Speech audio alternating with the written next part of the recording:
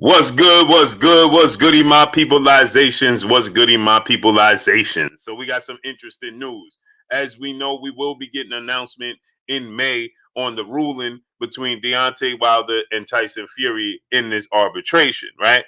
They expect in May for us to get the ruling for the arbitration. With that said, now Eddie Hearn, he comes out and he states that they're looking to get an extension, right? Remember, when they announced that they signed the contracts, right? Both sides signed the contracts, and they said that everything was agreed upon, and they just needed, the site fees, locations, and exact dates, right? And they told us that in 28 days was the deadline. They had 28 days to announce, the site fees, the locations, things of that nature. With that said, now Eddie Hearn is stating that they need an extension. Why?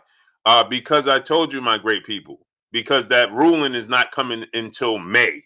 So there's nowhere possible. As I told you guys, right? They moved it. Remember, the date that they were looking at was June. Remember they told you that? Anthony Joshua, Tyson Fury are going to fight in June. Remember they told you that? And guess what? Now they pushed it back to July. Why did they push it back to July? Because the ruling is not going to come down until in May. So if the ruling comes down in May and they don't know the ruling, how could they possibly have a fight schedule for June? And how could Tyson Fury do the necessary promotion, press conferences, be in training camp, if he don't know what's going to be next? I told you, my peopleization. I explained to you, my peopleizations, what's going to happen, right? This is what I explained to you guys. Okay. So before we get into this, let's pay the bills. Let's pay the bills. Okay. Shout out to my brother, Terrence Bailey Sr. They will be having a huge event coming up. The initial date was supposed to be in April, but now it has been pushed back until July 5th, I believe he said. July 5th is going to be, the date that they're looking at, July 5th. And July 5th means that that's the day after the 4th of July. Okay. You can go on Facebook and you can follow my brother, Terrence Bailey Sr. I want you guys to go Operation Frederick Douglass on the Hill. You go on Facebook. You can subscribe on Facebook. They're looking to do Operation Frederick Douglass on the Hill is an historic memorial being painted by world famous artist Michael Rosado and commissioned by Frederick Douglass family. It will be placed in the oldest African American community in the United States of America in the Hill community of Easton, Maryland, to be unveiled this summer. The date will be now July 5th. Okay. Please support effort by donating. They're trying to reach a goal of 50K. So you can go on Facebook. You can check it out on Facebook. Go to Operation Frederick Douglass on the Hill on Facebook, and the link and all the information is there. Okay. The link and all the information is there. So the date has been moved back. You can check it out every day, every Sunday. It's your radio, yours radio. It's ITZ, yours with the Z instead of a S, radio, every Sunday, 4 p.m. to 7 p.m. Eastern Standard Time. You can watch live on YouTube on at 975.com, live at 975.com. Okay. So Mike, world's famous painter, Michael Rosado, he will be painting a mural. You can go and support on Facebook once again at On the Hill, Frederick Douglass. Go to Operation Frederick Douglass on the Hill on Facebook and subscribe there. The link is there, and you guys can donate there. Support my brother Terrence Bailey Sr. You can go subscribe to his channel as well, On the Mic with Terrence Bailey Sr. On the Mic with Terrence Bailey Sr. So go support the brother Terrence Bailey Sr. and the great movement that they're doing. Salute to my brother Carolina Ryder coming through early, showing that love, dropping that hundo on your boy Blue in the super chat. He says salute to you, great brother. Much appreciations. Much appreciations. Rashid Muhammad, my brother in the super chat, He said, prayers for my wife. She had a, oh man, I'm sorry to hear that, Rashid Muhammad. Blessings to you and the family, great brother. I'm sorry to hear that, man. Everybody in the chat, please send the praying emojis to my brother Rashid Muhammad. His wife suffered an unfortunate event today. Blessings to you and the family, great brother. And he's still here with us right now, man. Go support my brother Rashid Muhammad, man. Blessings up to you, great brother. We know we family, man. We support you, man. It's gonna work out. It's gonna work out, man. It's gonna work out for you, great brother. I'm certain. I'm certain it's gonna work out for you. That's unfortunate, man. Box Conversation, my brother Reggie Owens in the building. Go subscribe to my brother Boxing Conversation, Reggie Owens. Reggie dropped the link. The Haven Alexander, my brother I Am Ill Will. Go subscribe to my brother I Am Ill Will. Ill Will dropped the link, great brother. Oh man, that's unfortunate, great brother. I'm sorry to hear that, man. Sorry to hear that. Blessings up to you and your family, man. I'm sure she'll make a speedy recovery and a full recovery. My brother Emmanuel H in the super chat, dropping that half a dub on your boy Blue in the super chat. He said late, but feet wiped. Salute Blue, kings and queens in the chat. Prayers up for the brother Rashid Muhammad. Yes, sir, man. I'm sorry to hear that, great brother, man. Sorry to hear that, man. Truly, truly sorry to hear that, great brother. But I'm almost certain, man, she'll make a full and speedy recovery. Keep us posted on everything that's going on, man. So yeah,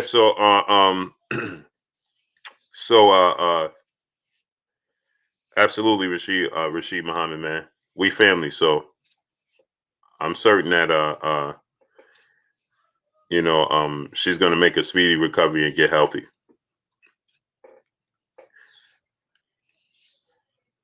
So now they're asking for an extension. Doggy Pup, my brother in the super chat. Appreciate you, great brother. So excuse me. So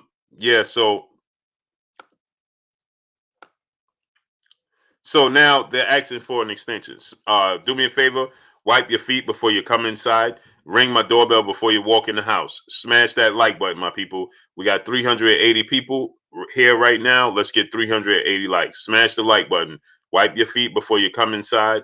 Ring my doorbell before you walk in the house. Let's work. So with that said, now they're asking for an extension. As I told you guys, that June date don't work.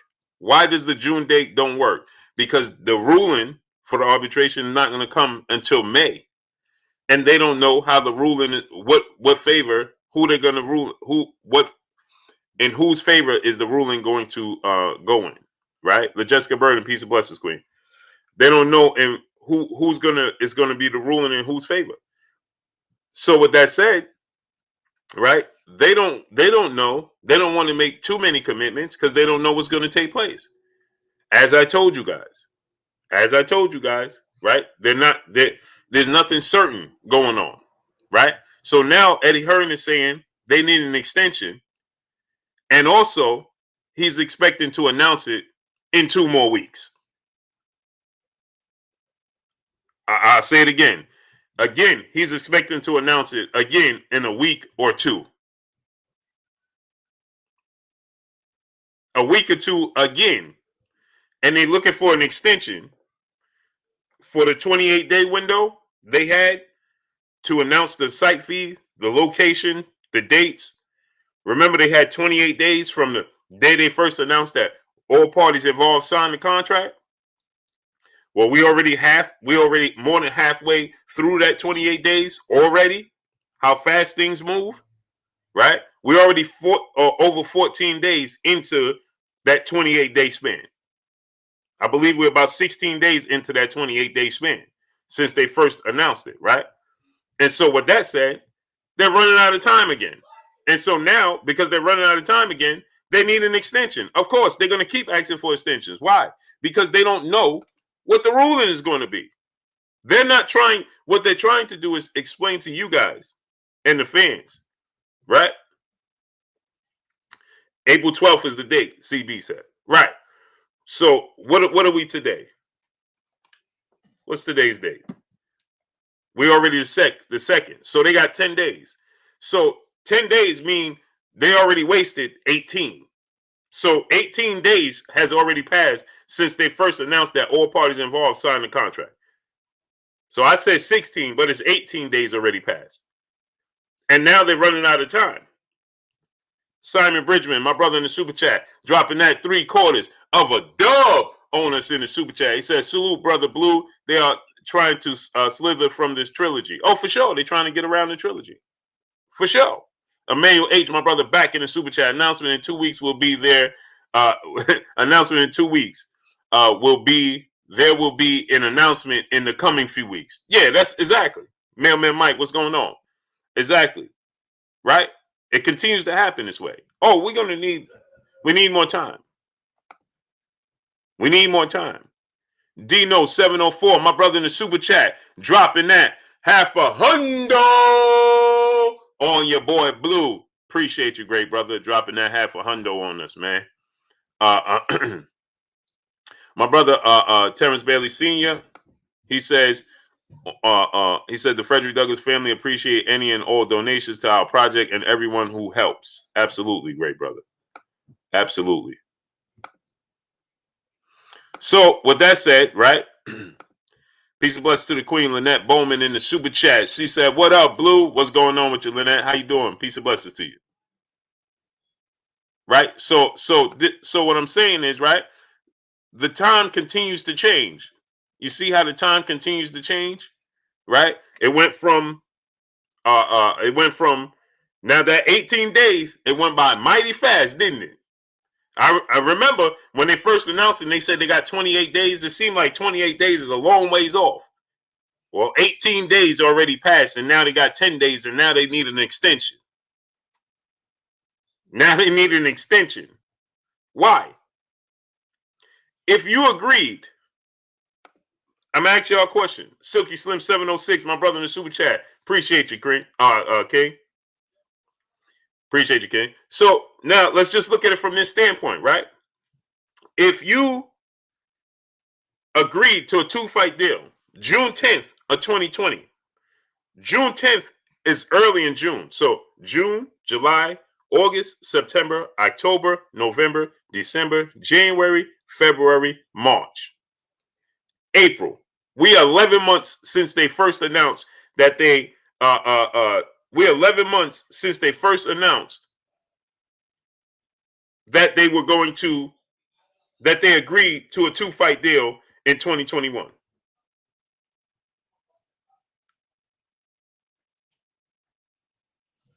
You understand? That they agreed to 2021. Got you, Terrence. Right? That they agreed. Patrick, what's going on? David Bohannon, my brother in the super chat. Appreciate you, King. He said, keep on grinding, Blue. Appreciate you, great brother. Smash that like button. Do me a favor, my peopleizations. Wipe your feet before you come inside. Ring my doorbell before you walk in the house. Smash that like button. Fly Guy Indy, salute. What's going on with you, great brother? What's going on? Texas Bulldog, what's going on? Right? So now we're 11 months since they first made any mention that they agreed to a 2-fight deal. Now, when they told you that they signed the contract, that was 18 days ago, right?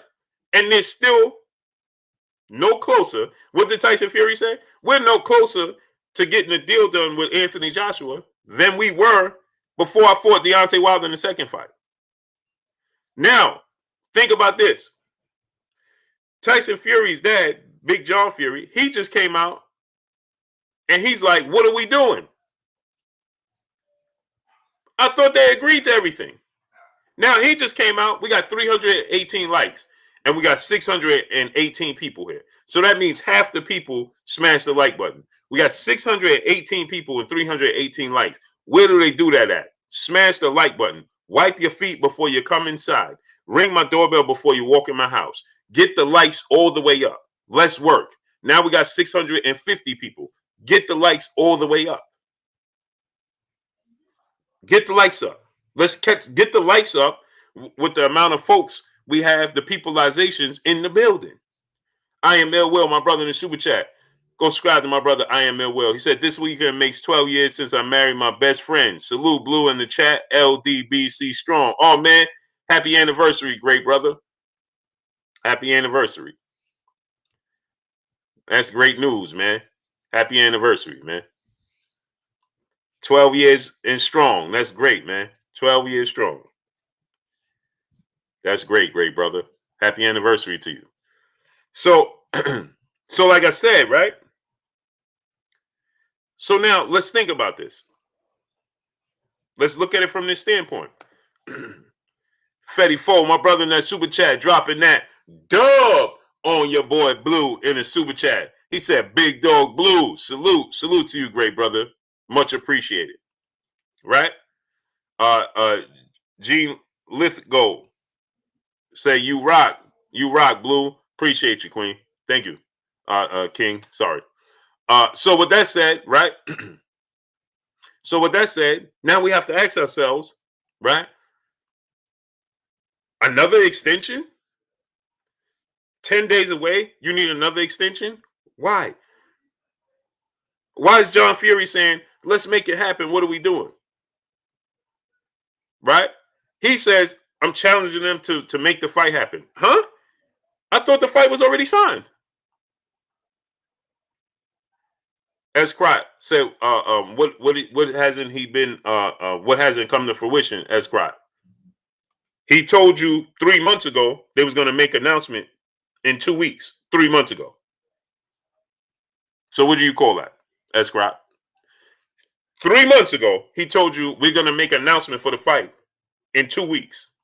Then 2 weeks passed. Then he said we're going to make the announcement in 2 weeks. Then 2 more weeks passed, and he said we're going to make an announcement in 2 weeks. Then 2 more weeks passed. He said we're going to make an announcement in 2 weeks. And now they're asking for an extension. Shining light, what's going on? Now they're asking for an extension on the 28-day window.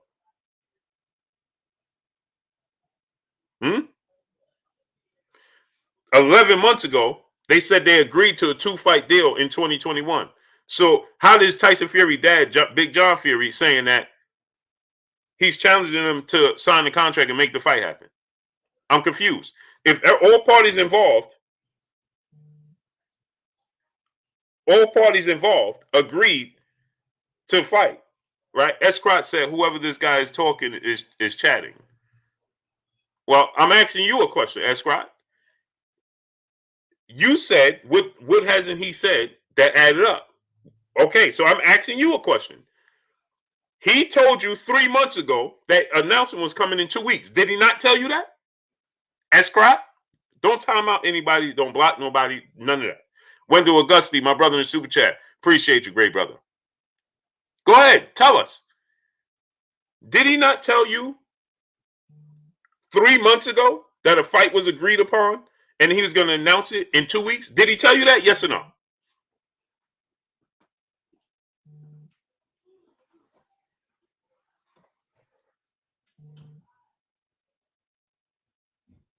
Escrot, tell us. Did he not tell you that 3 months ago that a fight announcement was coming in 2 weeks? 3 months ago? Help me understand. Did he say that? Yes or no? My brother Main Event Mark in the building. Yes or no? Did he say that? Escrot. Because if he told you that and you say that he did, well then, if you didn't get it in 2 weeks, then what happened? Then he didn't tell you the truth, did he?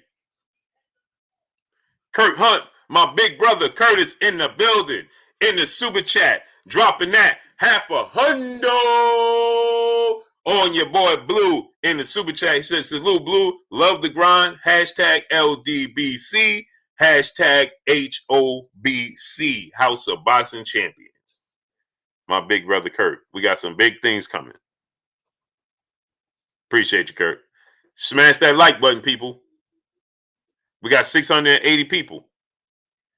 We should have 680 likes. Now, Escrot, where'd you go? I don't know if I missed you. Did I miss you, Escrot? Is he timed out or blocked or something of that nature? Escrot, tell us. Come on, tell us. Did he tell you that? Yes or no?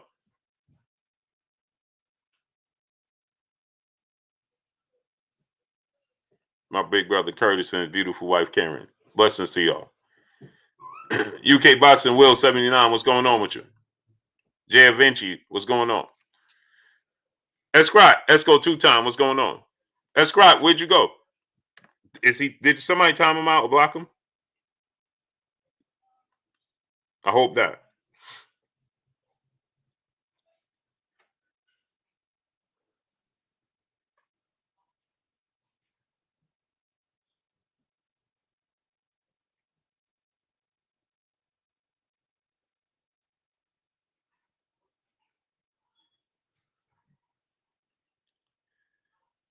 I guess not, huh?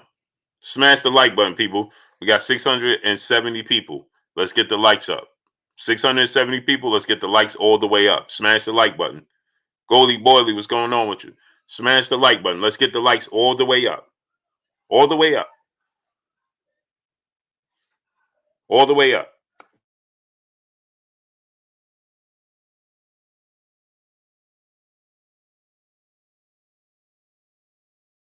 Because you can network. Right. So get the likes up. Smash the like button. Moral Moss, what's going on with you, great brother? Get the likes all the way up. So, I guess no answer for it, right? You see how that works? Is he told you 3 months ago you're going to get an announcement in 2 weeks. You didn't get it.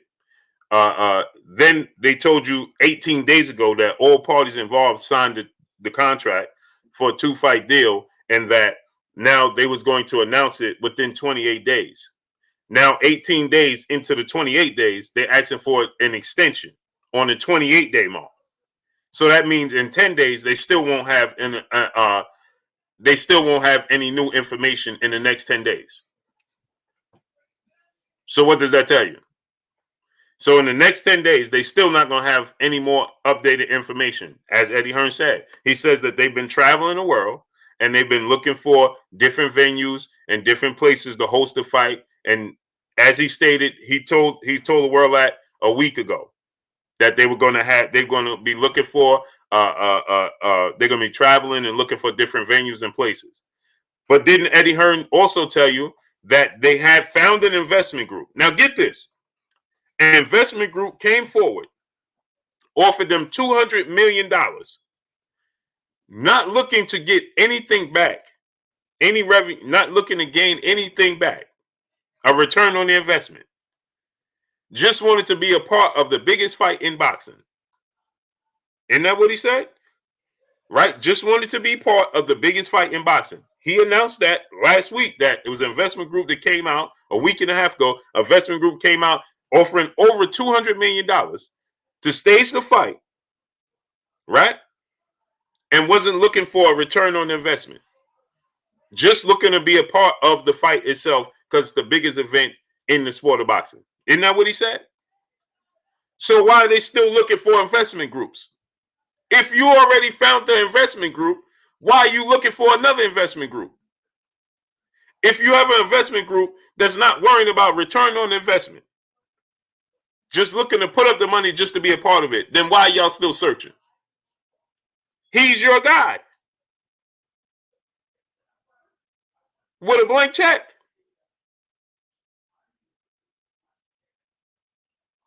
He's your guy with a blank check, right?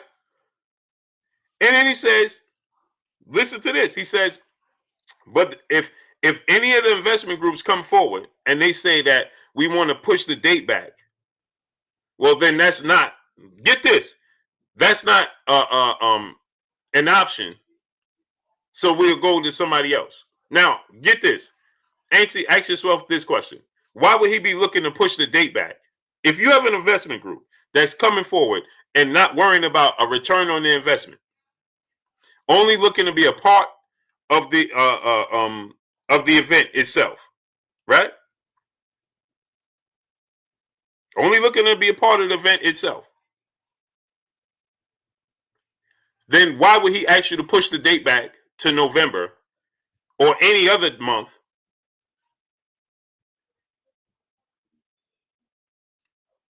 Why would he look to push it back to November or any other month if he's not looking for a return on his investment. He can stage the fight at any point in time because it don't matter what, how, when, how, and what takes place, because all he's looking for is to fund the event to put it on.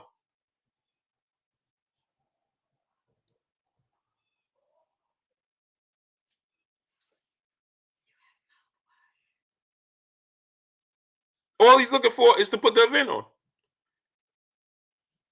So help me understand.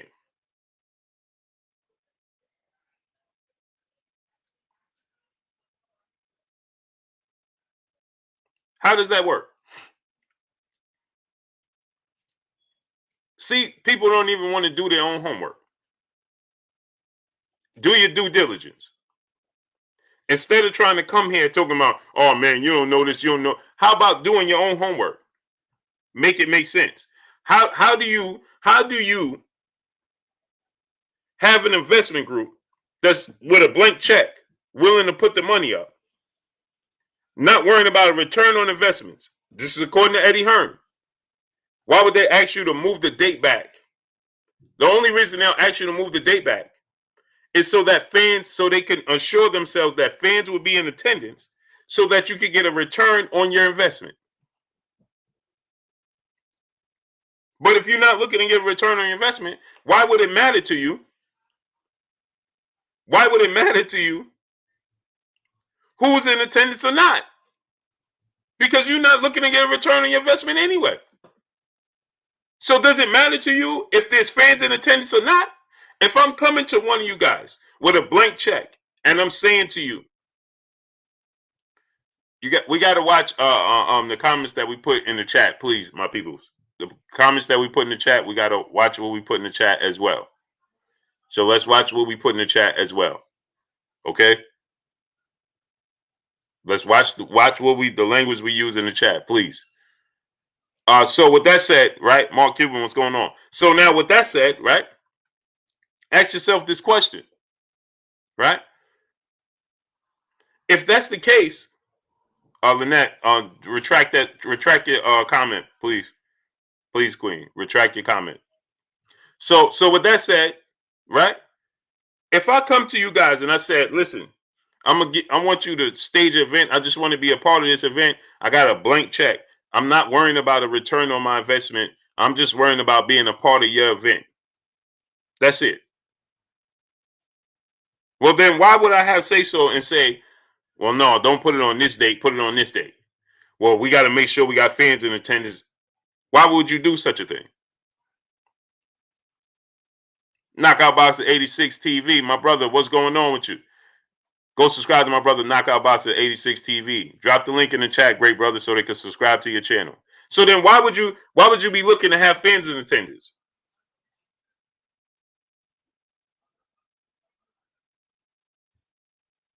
Why would you looking to have fans in? Why, if I'm an investment group, why would I say to you guys, well, we got to make sure people come? The reason I want to make sure people come in attendance is so I can get some sort of return on my investment. You see how that works? Smash the like button. Let's get the likes up. We got 726 people in here. We should have at least 700 likes right now, and I know we don't. So smash the like button. Smash the like button. Let's get the likes all the way up. We got 700. Now we got 735 people. Let's get the likes all the way up. We should have at least 700 likes, at least. So let's work. Smash the like button. Get the likes all the way up. UK Boston Will 79 said, who's the investment group? Yeah, I asked the same question. This is just simply what Eddie Hearn said. DP Rocker, what's going on, great brother? Right? So that's what Eddie Hearn just stated. So now, let me ask you a question. That's what you're looking for, right? To stage the fight. Right? Isn't that what you're looking for to stage the fight? Or is it a specific location that you want to go to? B Preacher Man Boxing, what's going on with your great brother in the super chat? He said, between talking out of the side of your neck and hair, and again, Bob, if a fight happened, it will be in 2022.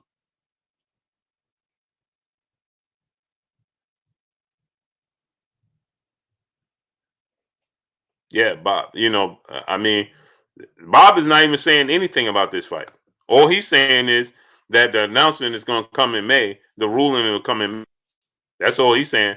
Dari T, peace and blessings to you, Queen, in the super chat. Said Wilder is a year out the gym. Fight date soon. Yeah, you know, fight. But this is Wilder's not the only one a year out the gym. So is Tyson Fury. They've been out the ring the same duration of time. He's not out the gym. He's not in the ring, but he's not out the gym. He's training. He's not out the gym. He's just doesn't have a fight date. But he's not out the gym. He's training. Believe that. He's working. He's just not, he don't have a fight date. He just don't have a fight date. But he's not out the gym. He's out the gym as long as Tyson Fury. They both same duration of time. Same duration of time. Now Anthony Joshua, he done had a fight in between that against Kubrat Pulev, right? I agree with you, Dari T. She said, hopefully he gets a fight. I'm ready to see him in fight. Me too. Me too. Linda Morrison, peace of blessings to you, Queen, in the super chat. Dropping that dub on your boy Blue in the super chat. She said, salute, fam. Peace of blessings to you, Queen. Much appreciated. Jalen, happy Friday to you too, Queen. Peace of blessings to you. Alpha Yashirala, what's going on with you, King? Jesse R, what's going on with you, King?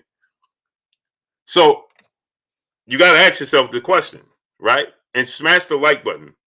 Again, we got 750 people. Let's get 750 likes. December winter, what's going on? We got 750 people. Let's get 750 likes. Let's work. So the announcement is set to come in May, right? Well, then once you just start doing the math, the whole time they've been telling you, you see, the people will come here and there. Oh man, you know, this guy's not telling the truth, and this guy's okay. Just do the math. Math. They told you this entire time that the date they were looking at was what? The initial date that they've been looking at this entire time was what the date? What date? June. Right? All this time they've been telling you June was the date. Big Dog Willie, my brother in the super chat. Is Fury and AJ even happening? Not until, I don't believe it's going to happen until Deontay Wilder and Tyson Fury have their trilogy. If he was to beat Deontay Wilder in the trilogy, well then it could happen. So this is what I tell people, right? People get Open the door. So here's what happens, right? Is that people here's what happened is that people wanted to salute to my brother Pac-Man ATL Tay in the building. He got a fight coming up too. My brother Tay, man, got a fight coming up. Salute to my brother Tay. So here's what happens, right? This is what happens is that people want to bypass the trilogy. It's not that Deontay Wilder lost the second fight and is just campaigning to get a rematch for his title. There's a contract. People, let me say it again. It's not like Deontay Wilder lost the second fight and is just being a bad sport and saying, "Oh, I want an opportunity to get my belt back." You know, I want a rematch. No, that's not the case. That's not the case at all. There's a contract involved here. There's a contract. Tyson Fury is contractually obligated to fight Deontay Wilder in a trilogy match. So why do people continue to act like there's not a contract involved? Why do people continue to come here? Oh, man, Deontay Wilder, man, he's done. He's this. Okay, it doesn't matter. There's a contract involved. S. Kraut said, look what he puts. You want to talk about some of the things that Tyson Fury has posted as crowd? You really want to ride that train? Now ask yourself that question before you come in with Deontay Wilder post on his social media in his spare time, which is completely legal. Do you want to talk about what Tyson Fury posts and talk about on his social media? Now ask yourself that question. You should save yourself the time, right? And proofread something before you put it out there. Save yourself the time and proofread before you put something out there. Now go back and look what Tyson Fury put out there on social media. Ask yourself how come it's not there anymore.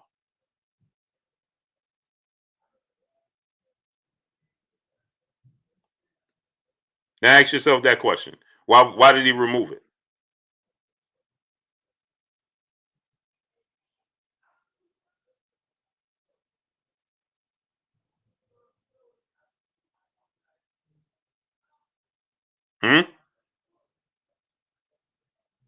Okay, right. Okay. So we got 750 people. We should have at least 700 likes, and I know we don't. So smash the like button. Let's get the likes all the way up. Okay, goodbye, Sprout.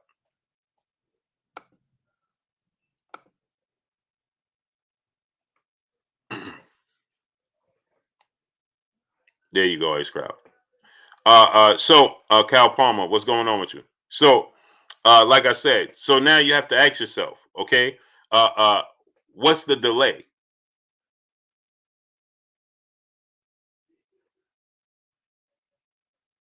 What's the delay in this entire equation? Right? If it was about the money, right? Well, Eddie Hearn said an investment group came up with uh, uh, um, a blank check, so to speak. Tiana Scott, peace and blessings, Queen. How you doing today? Right? An investment group came up. ABM, my brother in the super chat. Appreciate you, King. He said, "Bless up, bud. Listening to you for a minute. You Bud fans up, man. You know what? I just, you know what happens, ABN, man, is that when you know, all you have to do, listen, it doesn't change, right? When you do your homework and you just do your research, right? It don't change, right? So, do I always agree with Eddie Hearn? No, right? Juan Junior Boxer, what's going on? Do I always agree with Eddie Hearn? No, but does Eddie Hearn make points at certain times? Yeah, right. So what happened is now Eddie Hearn he addressed the Terrence Crawford Errol Spence situation, and it just makes sense. So when I say that, what Eddie Hearn when he discussed with Eddie Hearn knows how to promote. Okay, let's not act like he don't know how to promote.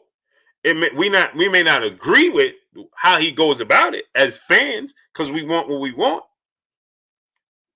but he knows how to promote. Eddie Hearn makes you believe that Dillian White, right, has fought for a world championship. Dillian White has never been a world champion, nor has he ever even fought for one of the major sanction bodies. But Eddie Hearn keeps Dillian White at the top. I'm gonna say it again. Dillian White has never fought for a world championship, nor has he ever obviously been a world champion. But Eddie Hearn speaks of Dillian White and promotes Dillian White. You would think he's a world champion before. Never been a world champion. Chuga, fantastic. My brother in the super chat. Appreciate you. He's never been a world champion, right? This is what Eddie Hearn does. Look how many fights he got Tevin Farmer over and over and over and over and over again. When by the time he signed Tevin Farmer had multiple losses on his resume. Look what he did for Tevin Farmer in his career. So I'm not saying that so when he addressed the Terrence Crawford Errol Spence situation, he was spot on to what we all been saying, right? Is that Terrence Crawford, somebody around Terrence Crawford needs to tell Terrence Crawford, you're dropping the ball. That's what Eddie Hearn said. Now, I said Eddie Hearn knows all too well because he dropped the ball with Anthony Joshua, Deontay Wilder situation. He over promoted it. He don't want to do it again with Tyson Fury. That's why they're trying to take the angles they are so that they could bring Tyson Fury, Anthony Joshua to fruition. The only problem is Tyson Fury agreed to fight Deontay Wilder contractually in the Trilogy match. My brother Fred Robbins in the super chat. Appreciate you, King. He said, like you said, Blue, contacts and contracts. Only thing remotely right is Wilder getting his run back. Facts. So we can't act like we can't act like he's just woke up, he lost, and he's just oh man, I need a rematch, man, because things wasn't on the up and up. No, Tyson Fury agreed to fight him in the third fight. You understand? Salute to my brother Emmanuel H in the super chat, dropping that hundo on your boy Blue in the super chat. He said all the way up. Hundo Friday. Let's be honest, Blue. Nothing happening without Wilder say so. We all know this. Any announcement that they make is falling on deaf ears. ESPN still pushing the Bud versus Pac-Man fight. Stephen A. Smith and Max started talking. I turned it off. They sound, yeah, exactly. Exactly. Right? Again, Bob Arum was supposed to announce that fight this week. We are Friday. We are Friday. He said the big announcement was coming this week. DOG 215, my brother, what's going on? He said the big announcement for that fight was coming this week. We're still waiting. We're still waiting.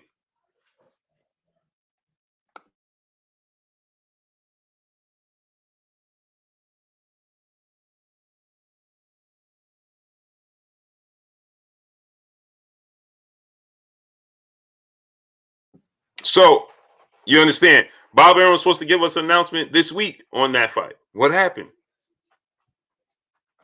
Manny Pacquiao team come out and say, well, it's not true. And then now we don't have an announcement. So what's going on?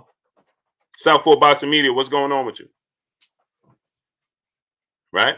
So when Eddie Hearn comes out and he says, well, Terrence Crawford, his team, they need to, let him know, listen, this is a good deal. This is a super fight. And in return, when you win, the ball's going to be in your court. What did he say that was wrong? Well, now, I'm just believing in Eddie Hearn. No, Eddie Hearn has points in here and he makes points here. Not saying that. In this case, listen, people, let me say this.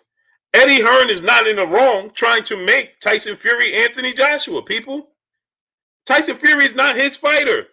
Deontay Wilder is not his fighter.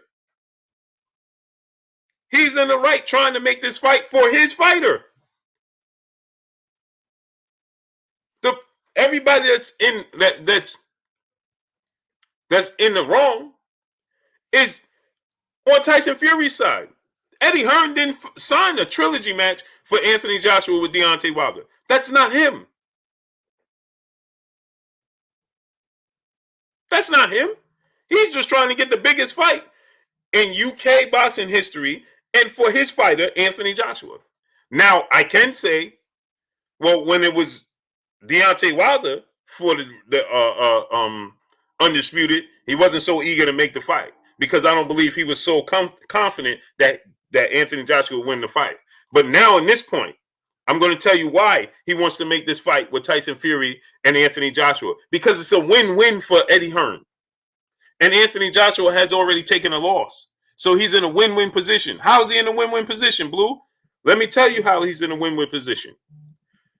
He's in a win-win position because if Anthony Joshua loses the fight to Tyson Fury, well, Eddie Hearn still delivered the biggest fight and an undisputed champion in UK history for the first official time in over 100 years. Because remember, Lennox Lewis, he represented multiple countries. He represented he represented Jamaica, he represented Canada, and he represented the UK.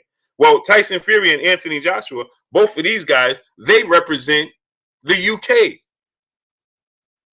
Born and bred from the UK. So they represent the UK solely. So if Joshua wins, well, that's a double win for Eddie Hearn. If Joshua loses, well, he still goes in history in the UK as a promoter that delivered undisputed UK heavyweight champion. So he's in a win-win position. That's why he's pushing the fight. The people that are trying to maneuver around the trilogy is Bob Arum and Frank Warren and Tyson Fury. That don't have nothing to do with Eddie Hearn. Nothing. Bruce Lee, my brother in the super chat. Wilder could have moved on and fought AJ for $50 million or more. Fury has to honor contract. Wilder did Fury a favor with 2-fight deal. Step money. Yeah, facts. Exactly, great brother. Exactly. For one, Deontay Wilder, he helped him build his career back up. Right? And he's contracted obligated to give him a trilogy match. Why wouldn't you want to honor that? If you're Eddie Hearn, you don't want him to honor it. Why? Because if you're Eddie Hearn, if Deontay Wilder beats Tyson Fury in the trilogy match, and now you have to make undisputed between Deontay Wilder and Anthony Joshua, well, it doesn't have, now you dropped it to 50%. I'm going to say this again, people. Get the likes to 1K. We got 830 people. We should be at 1K likes. Get the likes up to 1K. Smash the like button, get it up to 1K. So now, think about this, people. It drops. It's 100% chance you're going to get a UK undisputed heavyweight champion should Tyson Fury and Anthony Joshua fight. 100% somebody's walking out the ring, unless it ends in a draw. Somebody's walking out the ring, undisputed, and representing undisputed for the UK.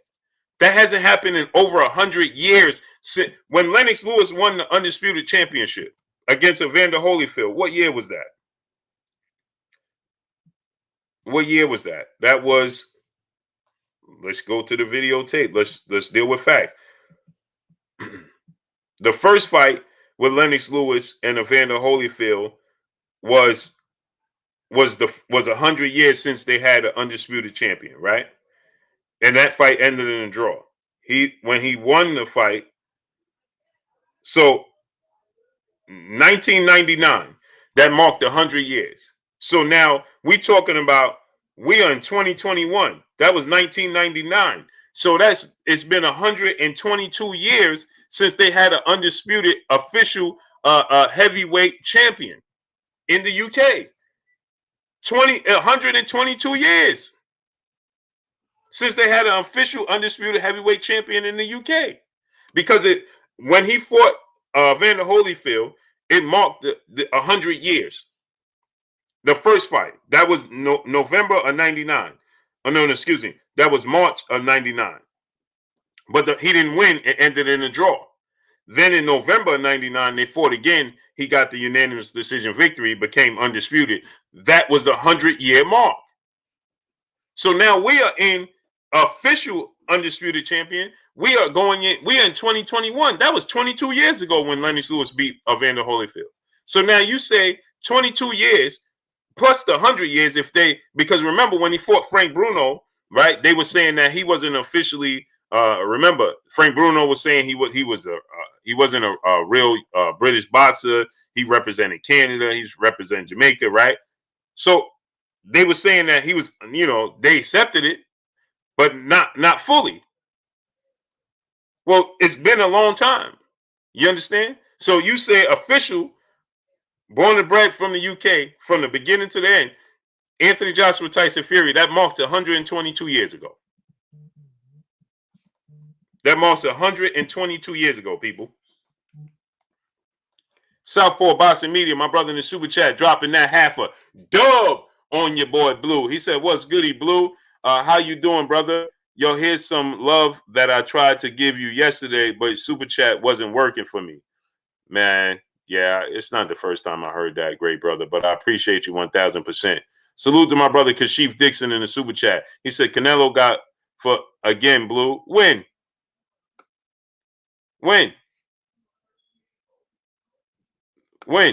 Kashif Dixon, when that happened? My brother Lauren Anderson in the super chat dropping that dub on your boy Blue. He said, "What up, Blue? I'm tired of all these fans talking about AJ and Fury so good, but they won't even fight old King Kong Ortiz. Bonsoir all day. Fury can't be ranked higher than Wilder because he is known as a shaking my LK. SMTH LKs.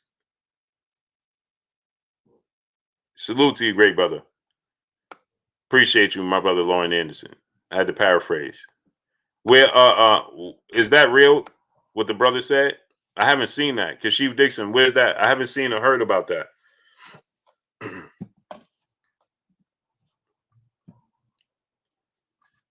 I haven't seen or heard about that, great brother. Yeah, smash that like button, man. Let's get the likes to 1K.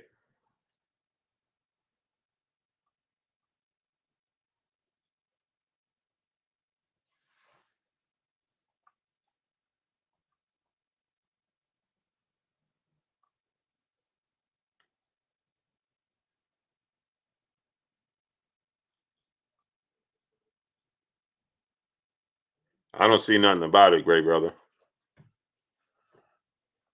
I don't see anything about it. Mass appeal. Clyffer to Clipper, my brother in the super chat. He said, "Yo, Blue, what's good? I'm at the location to show you what happened with me and Max." Okay, yeah, we got it. We got to do it another day, great brother. We're gonna have to do it another day, great brother.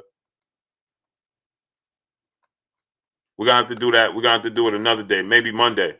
Lauren Anderson, my brother in the super chat. He said, "Smash the likes." Yes, sir. Massive mass appeal. On Monday we do it.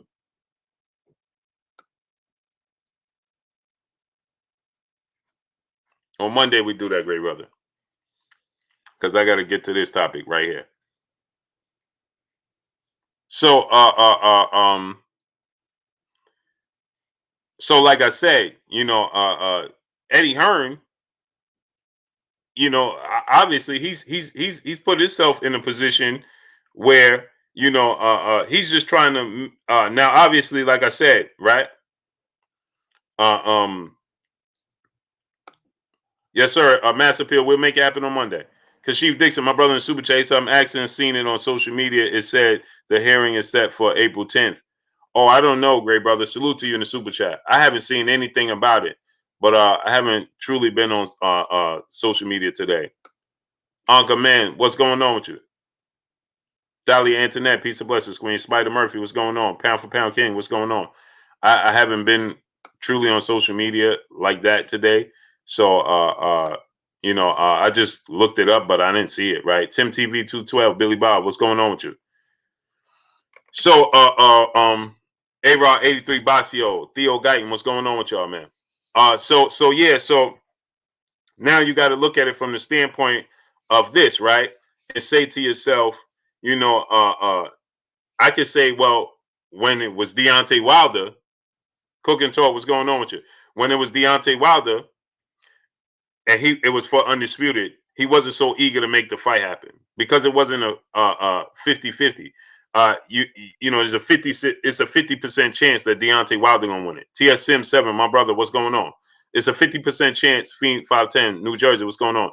That Deontay Wilder's gonna win the fight. So do they want to take the time and the opportunity to have Deontay Wilder and Tyson Fury in this trilogy? 2K Slump 21, what's going on?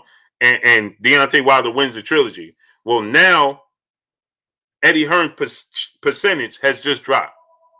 Now it's no longer the 100% that he'll get an undisputed British boxer. That percentage dropped to 50. Soldier Boy, what's going on? You understand? So now, and then on top of it, if you was gonna have the fight at a different location, different site, right? Richard Nervous, what's going on? If you're gonna have the fight at a different location outside of the UK, well, now Chris Garcia, what's going on? Calvin Abal, what's going on? Now you lost the leverage to say what Anthony Joshua was saying. TR, what's going on? Or this fight needs to take place in the UK. Well, that leverage has since went by the wayside. YG, what's going on with you? Because now you already stated that you don't mind having an undisputed match outside the UK. Now you can no longer say it's the biggest fight in UK history. Yeah, right? But it's not taking place on UK soil. So if it's not taking place on UK soil, then you can have the fight. They even made mention that's a possibility the fight could take place in Vegas, in Texas, between Anthony Joshua and Tyson Fury. They stated that they don't mind going to Texas or Vegas. Well, if you come to Texas or Vegas for the biggest British showdown in UK history, and it don't involve a US fighter, well, if D Hodge, what's going on? And if Deontay Wilder beats Tyson Fury in the trilogy, then why wouldn't you stage the undisputed match between Joshua and Wilder in the US? You see, these are the hurdles that they don't want to have to leap. D'Lo 404 Boxing, my brother in the super chat. Go subscribe to my brother D'Lo 404 Boxing. He said that Canelo Hearn was scheduled for 410 2018. Oh, that's old. Renee Bosch Young, my brother, what's going on? Go subscribe to my brother Renee Bosch Young. Renee dropped the link. Yeah, that's old. So you understand that these are the questions that they don't want to have to answer. Tito Shatana, what's going on with you? Smash the like button, people. Let's get the likes all the way up. Get the likes all the way up. We should have 1K likes right now, and I know we don't. So get the likes to 1K. Burgess Meredith, my great brother, what's going on? King Louis III, what's going on? I know we don't have the likes all the way up to 1K, so let's get it all the way up to 1K. Wendell Thomas, what's going on with you, great brother? You understand what I'm trying to tell y'all? So now look at it from that standpoint and say to yourself, it's a better chance of us having, if we got Fury and Joshua, right? So they saw the opportunity. Well, we dealing with a global issue, right? That fans are in attendance here, but fans are not in attendance here, and fans are allowed here, and it's only this percentage, it's only that. Okay, well, we see the perfect opportunity. Letchy Puma Skills, what's going on? We see the perfect opportunity right now to not have to run the risk of having that trilogy match with Wilder. With everything going on, with Deontay Wilder is going to have a chip on his shoulder. The weight is lifted off Deontay Wilder. Why? Because everybody's already counting him out. You're already counting him out. Tony Jackson, what's going on? Everybody's already counting him out. Nobody expects him to win the trilogy match. There's no pressure on him. There's no pressure on Deontay Wilder to win the trilogy match. Only pressure is on himself. CF Sports and Entertainment, what's going on? There's no pressure on him to win the fight because nobody expects him to win the fight. Take that into consideration. So he's going in a trilogy match loose and free. You said he outboxed me. You said he stopped me. What I got? I lost according to the boxing world, I lost to Tyson Fury every which way. He outboxed me the first time. He gave me a boxing lesson the first time. In the second fight, he just walked me down and stopped me, right? So what did Deontay Wilder have to lose going into a trilogy match? Nothing. Nothing outside of the huge boulder on his shoulder.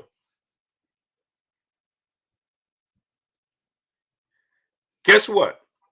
In this case, all the pressure would be on who? Tyson Fury. Why? Because waiting for him is the biggest showdown in UK boxing history. Waiting for Tyson Fury is also he got to show and prove that he could do the same thing with Deontay Wilder. It should be cakewalk. He got to be able to do it again. Well, why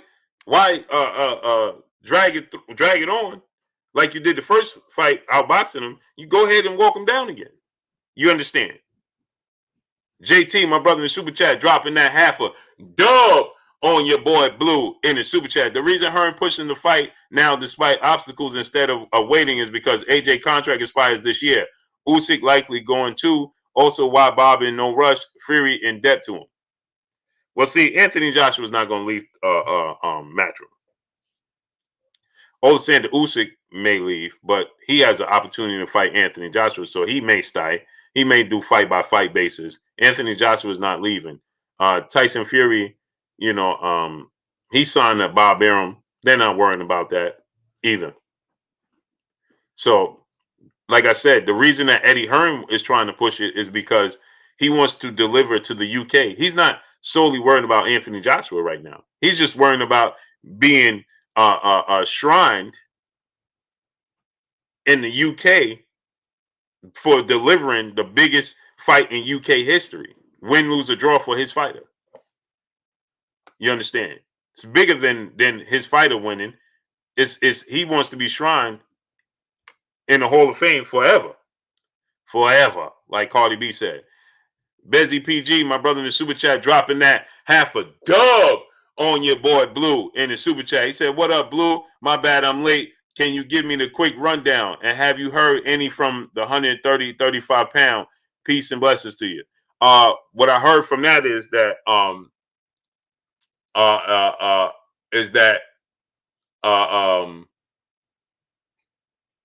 what I heard from that is that Bob Arum is going to make the fight with Devin Haney and Teofimo Lopez for undisputed officially.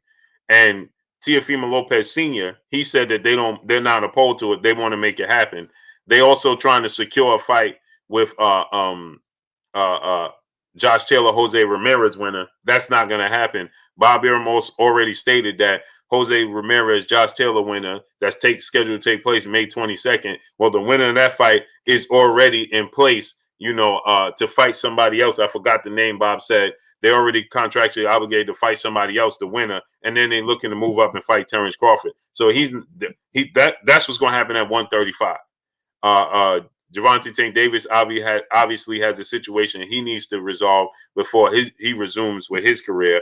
And Ryan Garcia may be fighting Javier Fortuna.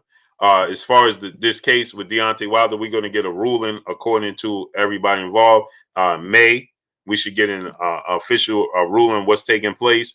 And so now Eddie Hearn is saying we already 18 days into that. The date that they signed the contract, all parties involved signed the contract, and they had a 28-day deadline to meet before to have a site fees, locations, and dates. And now they already 18 days into that, and now they're asking for an extension. Why? Because they don't know what the ruling is going to be in May with Deontay Wilder and Tyson Fury. Emmanuel H., my brother in the super chat, dropping that half a hundo on your boy Blue in the super chat. He said, "Rumble, young man, rumble." Blue on fact spree on a fact spree today. Get him. If Fury can't claim Wilder is easy work, why not just fight him to get him out of there, get him out of the way? I hope Wilder dusts him when that trilogy fight happens. Oh, I fully expect Deontay Wilder to win the trilogy match. Fully. Salute to my great brother, Emmanuel H.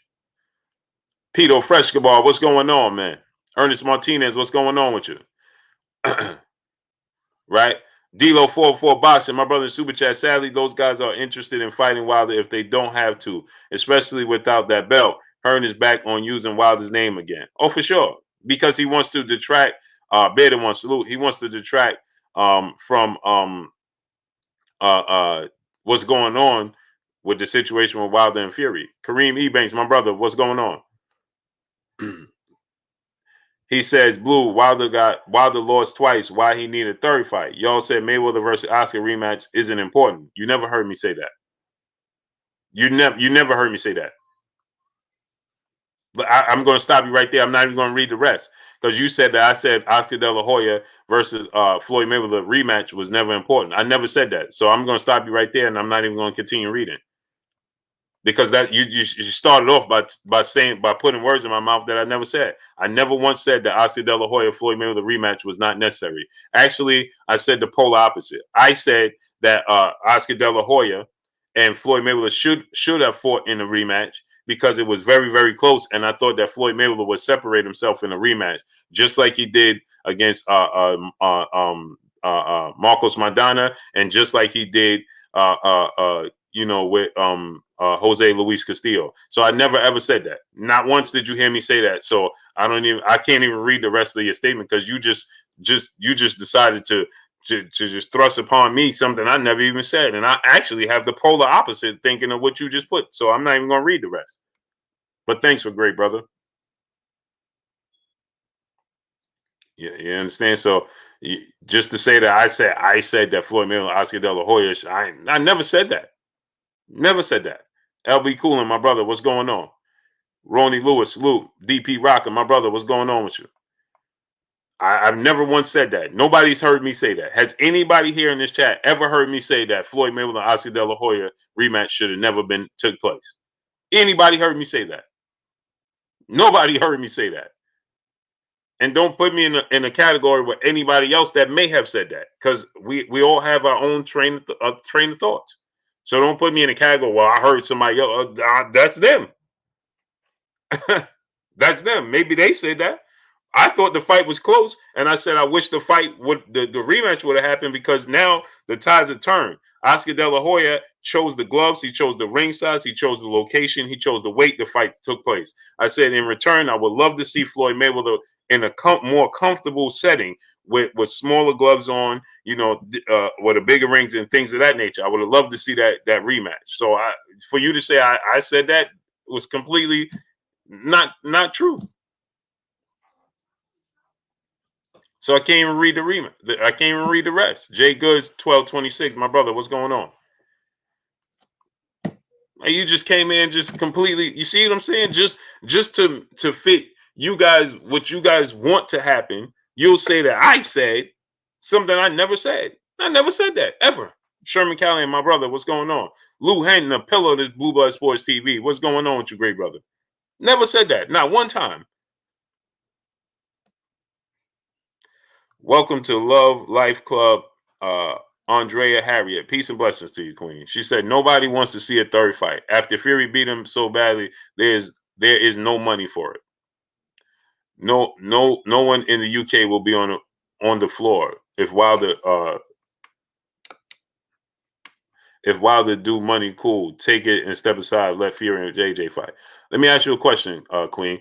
Where was that same train of thought when Deontay Wilder was trying to fight Anthony Joshua for undisputed?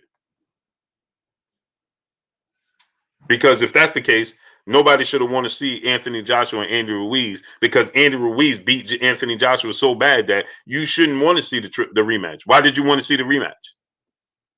Now tell these people, Andrea. Tell these people, Queen, why did you want to see Anthony? Because I know you wanted to see Anthony Joshua and Andy Ruiz, but Andy Ruiz dropped Anthony Joshua 4 times and stopped him in the 7th round. Same round that Tyson Fury stopped Deontay Wilder in the 7th round. Well, Anthony Joshua actually got dropped in the fight more times than Deontay Wilder did. So now tell us, why did you campaign to see the rematch in that fight? Go ahead. Why wasn't you calling for Andy Ruiz to fight Deontay Wilder for undisputed instead of seeing Anthony Joshua fight Andy Ruiz in a rematch? Because you see, Andy Ruiz was not even considered in the top 10 at the point. So he lost to a lesser opponent than Deontay Wilder did. People remember, before Tyson Fury went on his hiatus, he was considered the best heavyweight in the world. That's the only loss on his resume. Was considered the best heavyweight in the world.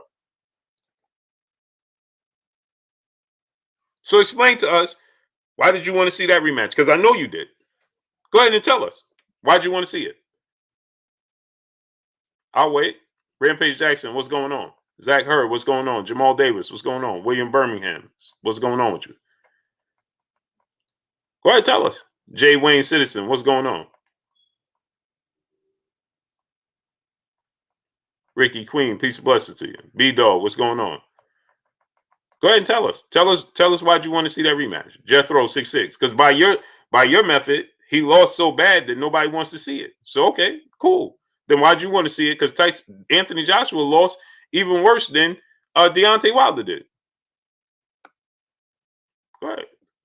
AJ knocked Ruiz down, and it was voluntary defense. I like Wilder. Okay, good. Deontay Wilder knocked Tyson Fury down twice. AJ knocked Andy Ruiz down once. Go ahead, keep trying. So Deontay Wilder arguably knocked Tyson Fury out in the first fight, knocked him down twice, and arguably knocked him out in the 12th round. Anthony Joshua knocked Andy Ruiz down one time. He wasn't hurt at all, got right back up, and then dropped Anthony Joshua. So now explain to us, Wilder knocked Tyson Fury down twice and arguably knocked him out in the 12th round. So now go ahead, keep trying. Guyanese fire. what's going on with you, King? Go ahead now. Now try again. We'll wait.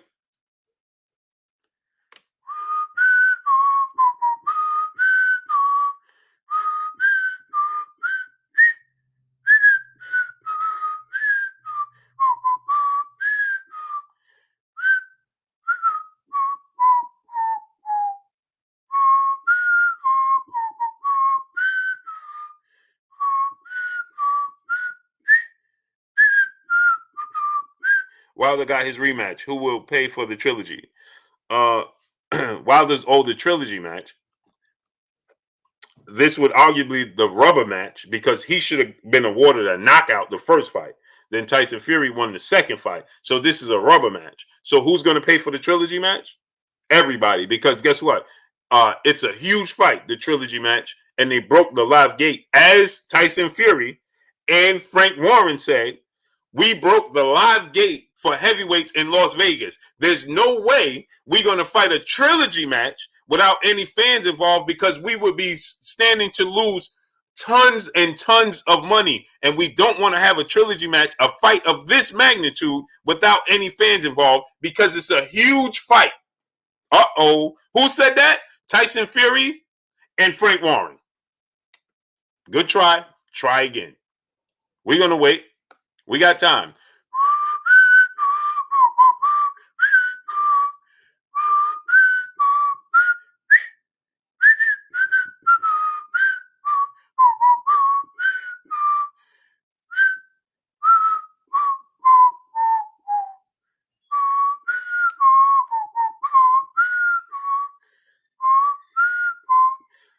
So now she says, it is not a big fight anymore.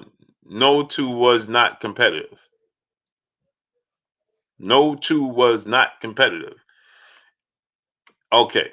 Anthony Joshua versus Andrew Ruiz, the first fight, was not competitive either. Just wasn't. One flash knockdown for Anthony Joshua. What else did you remember him doing in that fight? Go. Emil H, my brother in the super chat. He said, correction, Blue, Wilder KO Fury. Go back and do the 10 count and watch the special instructions from the referee. Oh, yeah. I mean, referee Jack Reese, great referee. But he stated, and guess what? Jack Reese even stated, I thought Deontay Wilder clearly won the fight. He's the third man in the ring. He said, I thought Deontay Wilder clearly won the first fight with the 2 knockdowns. But yeah, I felt the need to give Tyson Fury every opportunity to recover because he was once a heavyweight champion. That's what Jack Reese said. But he clearly said, I thought Deontay Wilder clearly won the fight anyway. Go look and see what Jack Reese said. He's the third man in the ring. He said, being the third person in the ring, I clearly thought Deontay Wilder won the fight anyway. If you don't believe me, go look, go research it. Robert Burgess, my brother in the super chat, dropping that dub on your boy Blue in the super chat. I appreciate you, great brother. My brother Money Brown TV in the building. Go subscribe to my brother Money Brown TV. Kyle Brown, what's going on with you? Where did she go? John Lee, what's going on? Where did she go? So do you remember anything that Anthony Joshua did in that fight besides the flash knockdown against Andrew Ruiz? No, it wasn't even competitive, was it? Wasn't even competitive. Yeah, Silver Surfer, that's what Floyd Mayweather said. He also said the same thing about Andre Ward and Sergey Kovalev. Lauren Anderson said, I missed the super chat. No, I read your super chat. Herbert Freeman, what's going on with you, great brother? Lauren Anderson, I read your super chat, great brother. Oh, sure didn't. I sure did miss it. Lauren Anderson, my brother in super chat, he said, these not real boxing fans because when you have the 2 top people both with O's on, nobody is really a loser considering you only lost to the best. This is a fact. You couldn't have said it no better, Lauren Anderson. That's a great point. There's no winner or loser because you only lost to the best. And that's what happened with Deontay Wilder, right? They said Tyson Fury was the best heavyweight in the world. He was considered the best heavyweight in the world. So that's his only blemish on his resume. Anthony Joshua lost to a guy who wasn't even in the top 10. But you wanted to see the rematch for that because you wanted Anthony Joshua to get every chance to regain his belt, right? Right. You see how that works? Salute, Lauren Anderson. Appreciate you. Southpaw Boxing Media, my brother in the super chat, dropping that half a dub on your boy Blue. He said Jack Reese gave Fury the biggest gift of his career outside of Wilder giving him his title opportunities. Yep. I mean, Jack Reese, he admitted, he said, I wanted to give him every opportunity to recover. That's what he said. But he also said he thought Deontay Wilder clearly won the first fight. Mosine Beige, what's going on with you, great brother? JT, my brother, back in the super chat. Try again. Whistles. Blue. Hey, man, I can't help it. Again, I like Wilder, but you're trying to get the man. Oh, come on. How come that's always how come people always say that? I like Deontay Wilder. Oh, I like him. I just don't want it. I like him. Oh, I didn't say you didn't. So if you got to say you like him, I ain't never say you didn't. I'm just speaking obvious. It doesn't matter what we think the outcome is going to be. It matters what's right. What's right is he's contractually obligated to give him the trilogy match. Period. Doesn't matter who you think is going to win or lose. Tyson Fury agreed, just like Deontay Wilder agreed. If Deontay Wilder had knocked out Tyson Fury, everybody would have been saying, well, the first fight, Tyson Fury outboxed him, so he really won the first fight. They just didn't give it to him. The second fight, Wilder got a lucky knockout, so he agreed to a trilogy. He needs to give him the trilogy match. That is what everybody would be saying. That's what everybody would be saying. Oh, he has to give him the trilogy because, he knocked him out. That's what everybody would be saying. Because Tyson Fury really won the first fight. Emmanuel H., my brother, back in the super chat, dropping that dub on your boy Blue. He said, I'm just confused why they trying to push Wilder out of the pick so bad. People saying the best fight the best. Okay, by that theory, if Fury is the best, AJ versus Wilder should happen and win against Fury. Are people against that happening? Of course they are. St. Louis Mick, my brother, salute. Of course they are. Because they understand. They like to say this. Jude 12, salute. This is what they'll tell you. Oh, Deontay Wilder, he only has a punch. That's all he can do.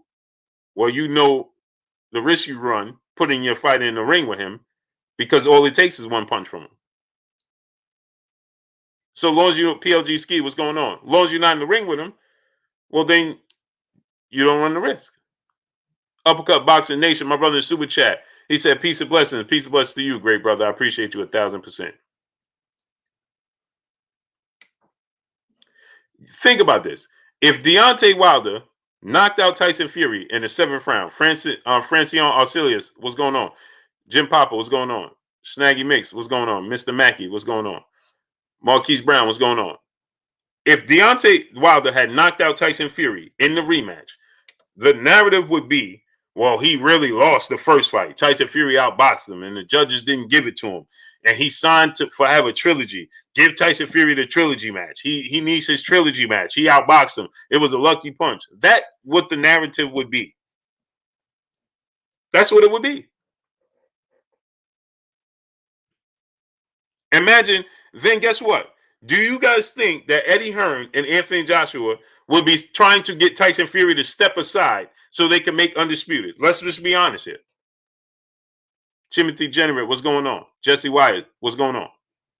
Do you think that they would be so eager right now in the same fashion that they are trying to make this fight? Do you think that they will be trying to make the Undisputed match with Deontay Wilder? Or Eddie Hearn will be saying, well, Anthony Joshua has his WBO mandatory and all this into Usyk, and Deontay Wilder should just go ahead and fight Tyson Fury in the trilogy. I mean, they're contractually obligated. They signed the contract. That's what everybody will be saying. Peace be free. What's going on with you? That's what everybody will be saying. There's no way they would be. You think that Anthony Joshua and Eddie Hearn would be telling Alexander Usyk, we trying to make the fight happen with Deontay Wilder, just step aside? No, they wouldn't. And the fans would be saying, oh, Deontay Wilder is supposed to give him his trilogy. Exactly, Exposaholic. That's exactly right. No slack 504, my brother in the super chat, dropping that dub on your boy Blue. That half a dub on your boy Blue in the super chat. He said, anybody that don't want to see Wilder Fury 3, that says a lot about them. Fury, and everybody knows it. This is just facts. New Fat Boy Fitness, what's going on with your great brother? Wilder should get compensation, come over to UK and fight White. Why? Why? Let me ask you a question. Why would you want to pay him to step aside instead of just fighting him? And then the fight could have already happened. Fades and Gates, what's going on? The fight could have already happened. It's over a year.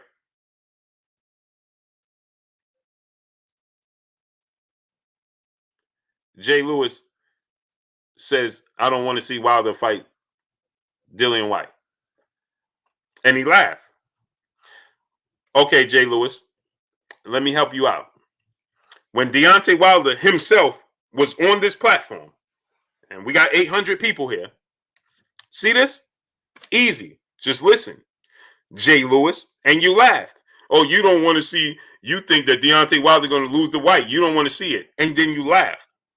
Well, when Deontay Wilder was on this very platform himself, this is a fact. Go do your homework. And he said, hey, Blue, who do you want to see me fight? This is a fact.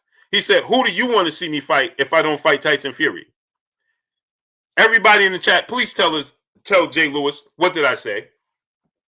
What did I tell Deontay Wilder live on air with everybody listening when he asked me, who do I want to see him fight if he didn't fight Tyson Fury? Can somebody please put that in the chat? My peopleization. What was my response to him? When he said, Blue, who do you want to see me fight? What did I say?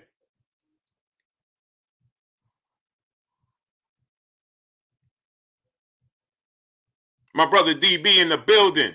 South Central LA in the building. Go subscribe to my brother DB. DB, drop that link, great brother.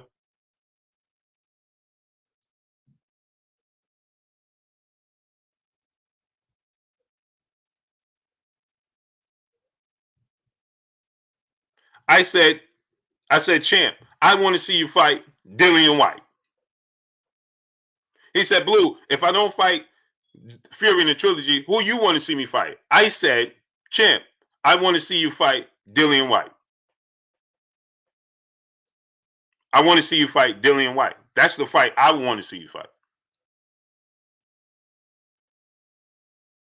So why did you just come here and say, oh, you don't think he could beat Dillian White and laugh? See?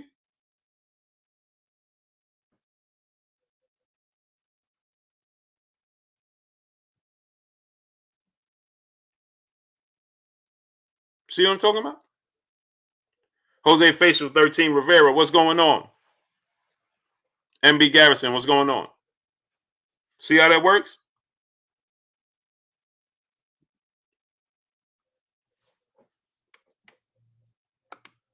My brother Chaz Bleak 0573, what's going on with your great brother in the super chat? He said, my brother Blue, salute to you, homie. Salute to you, great brother. How you feeling today on this great Friday? Yes, sir. Go subscribe to my brother DB channel.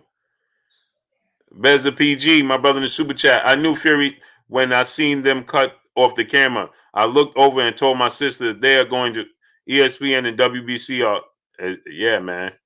I mean, there's no answer for that, right? If you ask anybody, Bobo, what's going on? If you ask anybody, well, why would they put a towel over the camera and then take down the camera? Stingy Loco, what's going on? Just think about that. That alone, ask yourself that question. David Scott III, my brother, what's going on with you? Ask yourself that question. Gold Kings, what's going on?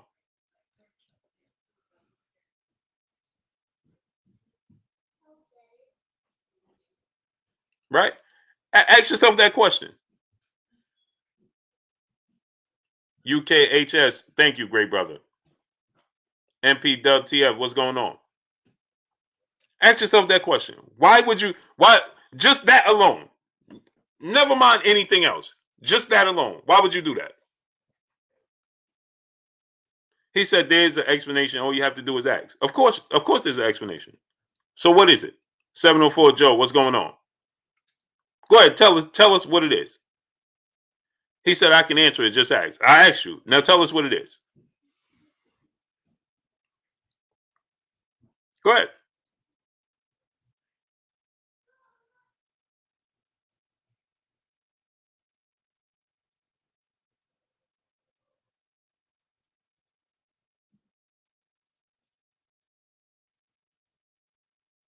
Go ahead.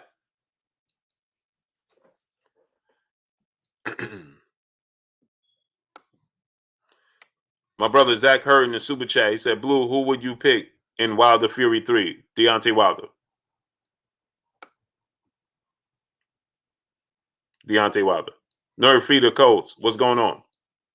Hi, the Tiger. What's going on with you? I'm choosing Deontay Wilder. Go on the Mayweather channel. The guy explains it. He accidentally knocked it. Watch it. What? Come on, great brother. You see what I'm talking about? S550J, salute. He says he accidentally knocked it down.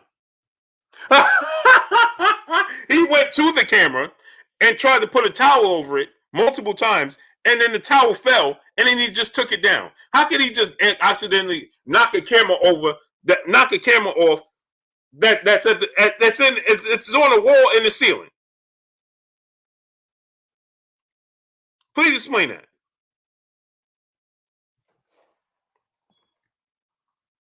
So I'm gonna get up right now, right? And knock a camera off that's up there.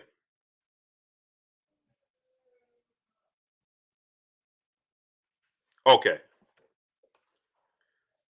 Okay. Okay. It doesn't even matter. It doesn't even matter what he said. So anybody could, this is what I'm saying. So it don't matter what he said. You saw it yourself. How could he possibly just walk and knock a camera down from up there?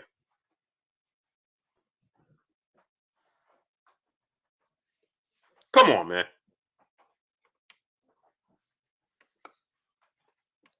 JT, my brother in the super chat, dropping that half a dub on your boy Blue in the super chat. If Wilder easy, why everyone against Fury using the Trilogy as a tune-up for 8 figures? People against it, no Fury and have no proof they're pushing White as a exactly, great brother. Exactly. Dolly Antoinette, peace and blessings to you, Queen, in the super chat, dropping that half a dub on your boy Blue. Appreciate you, Queen. Moped Moses, salute. Now he said it was the camera cable. So, okay, if he tripped over the camera cable, then why did he use the towel to try to cover it?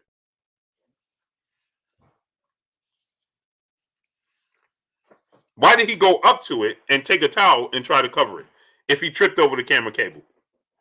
Go ahead and tell us.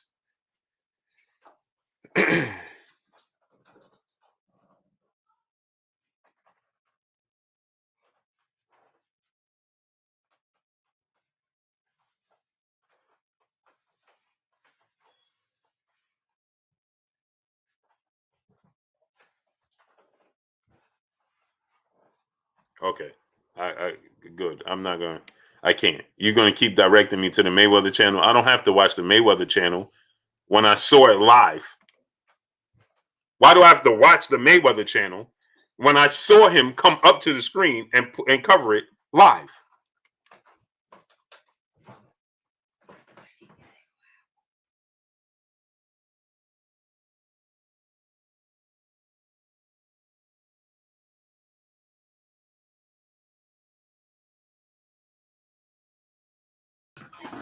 All right. Couple hours water. Nika Rob, peace and blessings. Yeah, you can't make this stuff up. So I got to go to the Mayweather channel, listen to his explanation, and tell me he tripped over a cord when I seen him take a towel and cover the camera. Okay. Emmanuel Bang, what's going on? I don't have to see the same guy explain it. If I'm looking at you, take a towel right now and cover something. If you see me right now on camera, take a towel and cover this. And then later on, you say, hey, bro, why you cover the camera? And I tell you, no, I ain't cover it. I tripped over the cord. You're going to say, oh, okay, no problem. Chaz 313, salute to Detroit. I'll be coming to Detroit very soon. Junior Samuels, what's going on? Up LDN TV, my brother, salute. Bernard Byers, what's going on? So if you looking at me on my camera, if I take this, right now, I take this and do like this, right? Now I just covered you see me do this and then it falls. And then I pick it back up and do this and it falls. And then you say, hey, Blue, man, why are you trying to cover the camera? And I say, no, I ain't trying to cover it. I tripped over the cord. What would you tell me? Jesse 972, what's going on? Dollar Y, salute. What would you tell me? He said he was hanging something, but accidentally. Okay, I'm done with this conversation. I got to move on. Either he tripped over it, or he was hanging something and accidentally. Why would you be hanging something? So you didn't see the camera there, and you decide to hang it right over the camera, right?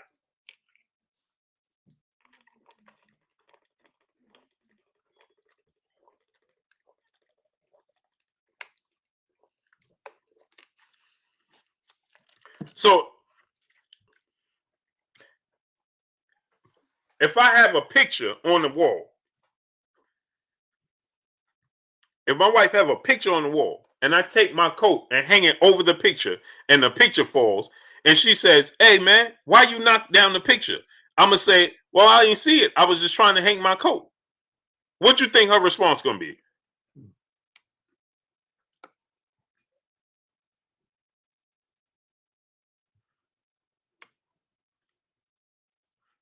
What you think my wife going to tell me? If she say, hey bro, you knocked my picture down, and I say, no, I was just trying to hang my coat. What do you think her response is going to be? Bezzy PG, my brother, back in the super chat. Blue, he looked at the camera, walked towards it, reached out, and the camera cut off when he not. Right. We saw exactly what happened. But I want y'all to see to the extent that people will go to try to to make a case for the defense.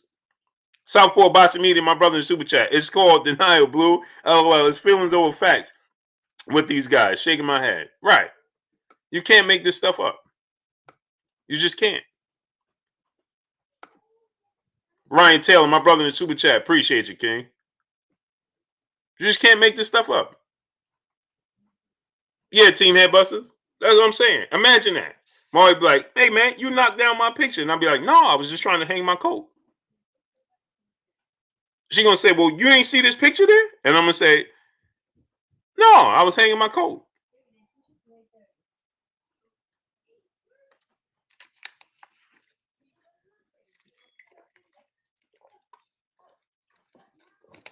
Help me understand. Michael Parker, they don't even know. Bleak Side, what's going on? Jelani L. Rahim, what's going on? You can't make this stuff up. They don't even know why. Malik Ya Che, what's going on with you? You can't make this stuff up. Money in the Ghetto, what's going on with you, great brother? Cedric Taylor, my brother in the super chat. Salute, Blue Blood, just joining late. It job service tripping today. How the brother Kirk is he joining today? He didn't. You know what? I didn't even check my phone. Didn't even check my phone.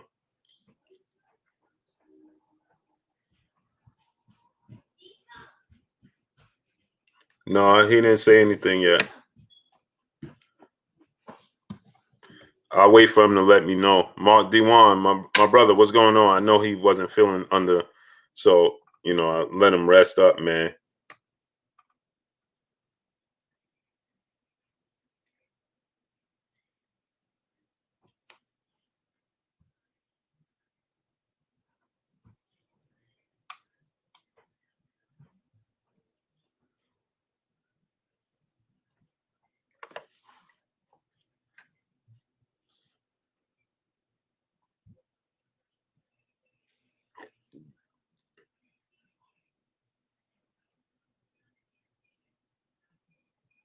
Yeah, so TR, what's going on with you, great brother? Yeah, you already know, man. It don't stop, man.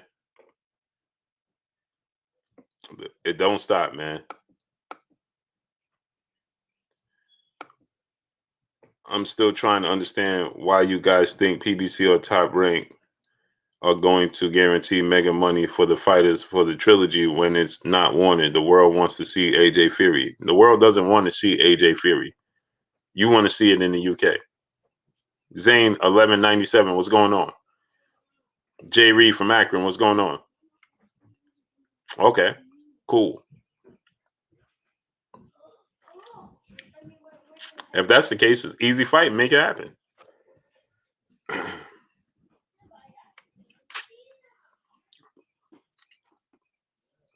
Marcos Scola.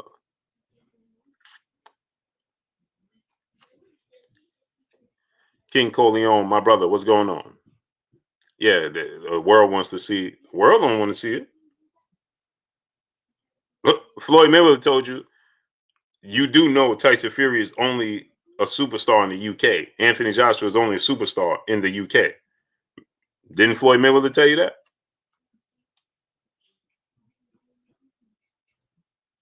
He's only a superstar in the UK.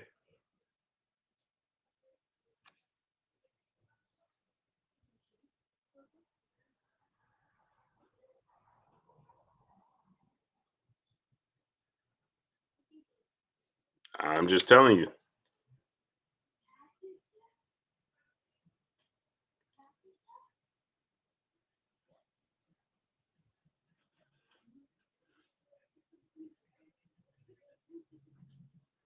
My brother LeVar DeMos in the super chat dropping that dub on your boy Blue. He said Fury fans are Fury and everyone with courted people. You don't become a puncher one fight to the next. Punches are born, not taught. Punch technique is taught. Power is not. You're born with it or you're not. Exactly. Either you have power or you don't. Tyson Fury has a total of 4 knockouts in his entire career. A total of 4 knockouts his entire career. She said the investment groups are going to throw a lot of money at Eddie Hearn. Sounds good. So why hasn't it gotten announced? Should be easy then. Kunle Jesus, what's going on? Emmanuel H., my brother in Super Chat. Once again, he said how the UK wants to see a fight that can never happen on their soil. Right. Okay, Kirk. My brother Kirk Anderson said, send the link. Woo! We get ready to have Kirk back in the building. We get ready to have Kirk back in the building. I'm excited, man. He said, send the link. That's all I was waiting for.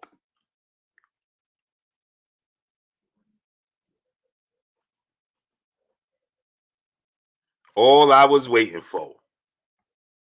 We got him back. We got him back. Bring him back. Bring him back.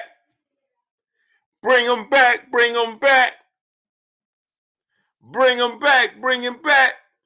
Yes, sir. Bring him back. Bring him back. Yeah. David Hill, what's going on? What's happening with you? David Hill, he laughed. He said 4 knockouts. Yeah, he has a total of 4 knockouts his entire career. Kunle, appreciate you. He has a total of 4 knockouts his entire career. All facts, no fiction. Salute.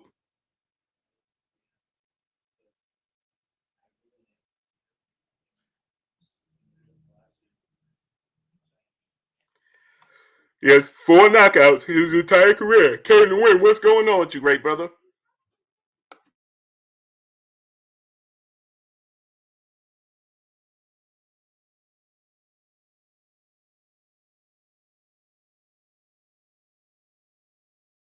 Smash the like button. Get the likes to 1.1K.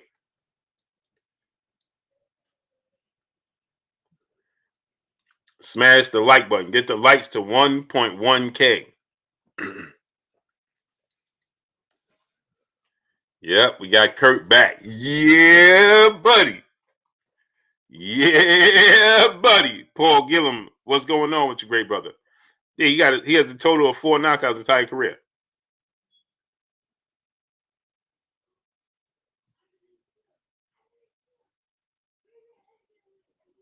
Jay Reed, I thought you said Deontay Wilder can't box. I thought you said it's over.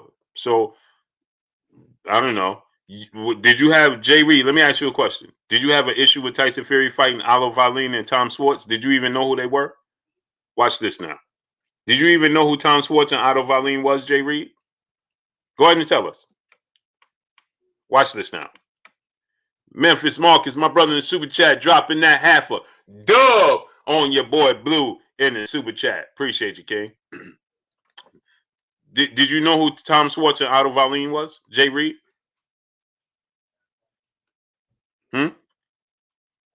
Jamal Coleman, salute.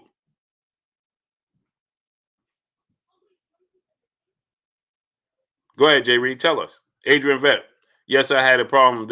Okay, so then let me ask you a question. Now, you said Deontay Wilder's done. He has 1 loss on his resume, right? Did you say Anthony Joshua was done when he lost to Andy Ruiz? Yes or no? Yes or no? 3 states below. What's going on? Did you say Anthony Joshua was done when he lost to Andy Ruiz, Jay Reed? Yes or no? My brother, Kurt Anderson, a.k.a. Kurt Sugar, a.k.a. the historian, a.k.a. my brother, my co-host, back in the building. What's good with you, Kurt? Blue blood, man. What's going on? What's up, brother? Hey, chat. What's going on, everybody? I want to thank the chat for the well wishes, man. I was feeling like under the weather. I had a nasty cold, and me getting a cold, being a diabetic it's like feels something different. But I'm back and I'm here, and I just had a real nasty cold. I fought it, man. I was drinking Dayquil like a milkshake, man, and I finally broke it. It's been 2 days. It seemed like 2 weeks, man, because I was itching to get back to talk about some boxing. I missed the LDBC family, man, but because I haven't been on streams, but I'm here, man, and we got a big fight tomorrow, and ready to talk some boxing, man. Yes, sir. And Kurt, did you see that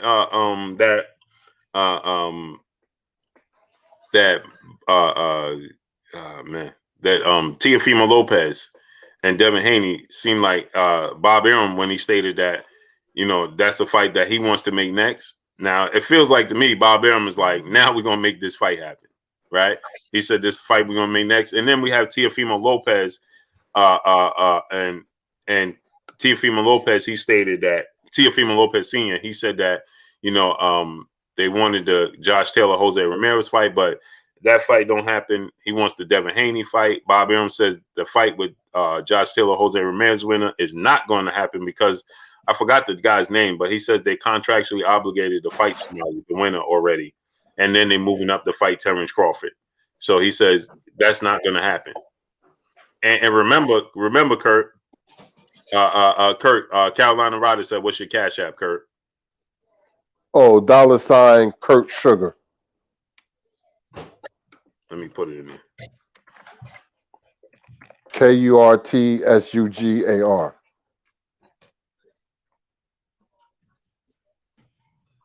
Man, it's good Lauren, to be back. yes, sir. Lauren Anderson, brother in Super Chat, he said, clearly Wilder has a chin because he survived Ortiz, but someone with 4 knockouts, he gets KO'd. Something is not right. Yeah, it's a fact. Coach D, my brother in the Super Chat, he said, Blue, I have to disagree that Tyson Fury is not a superstar in the U.S. ESPN made him a superstar, not a box of a superstar. He's not a superstar in the U.S.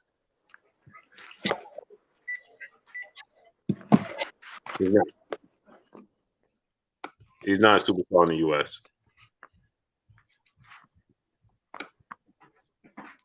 Hold on 1 second, Kurt. We got Emmanuel H back in the Super Chat, dropping that $500 on your boy Blue. And Kurt in the Super Chat, he said 50 piece for the historian. Keep flooding the body with vitamin C to help the immune system. Has you covered like a blanket, great brother. Yes, sir. I appreciate that, man. Thank you, man. I miss all you guys, man. And when something's not there, that's when you miss it the most, man. And like I said, chat, thank you for the well wishes and the support, man. I love talking to you guys. Yeah, absolutely, Kurt, man. Yeah, Kurt, man, I was excited. I was like, I'm gonna wait till you let me know if you're ready today. So man, I was excited to have you back on, bro. But yeah, Kurt. So what did you think about that? What Bob Arum said? Well, this is my first time hearing it. I wonder the guy they contractually obligated to fight, is he a no name? Yeah, he's making mention like this guy is a big name, but I can't remember his name. What he said the name was DB. What was that dude's name? DB that Bob Arum said that Josh Taylor and Jose Ramirez the winner. I think I know who you talk about. Didn't he say he wasn't going to step aside? Yeah, And then he decided to step aside.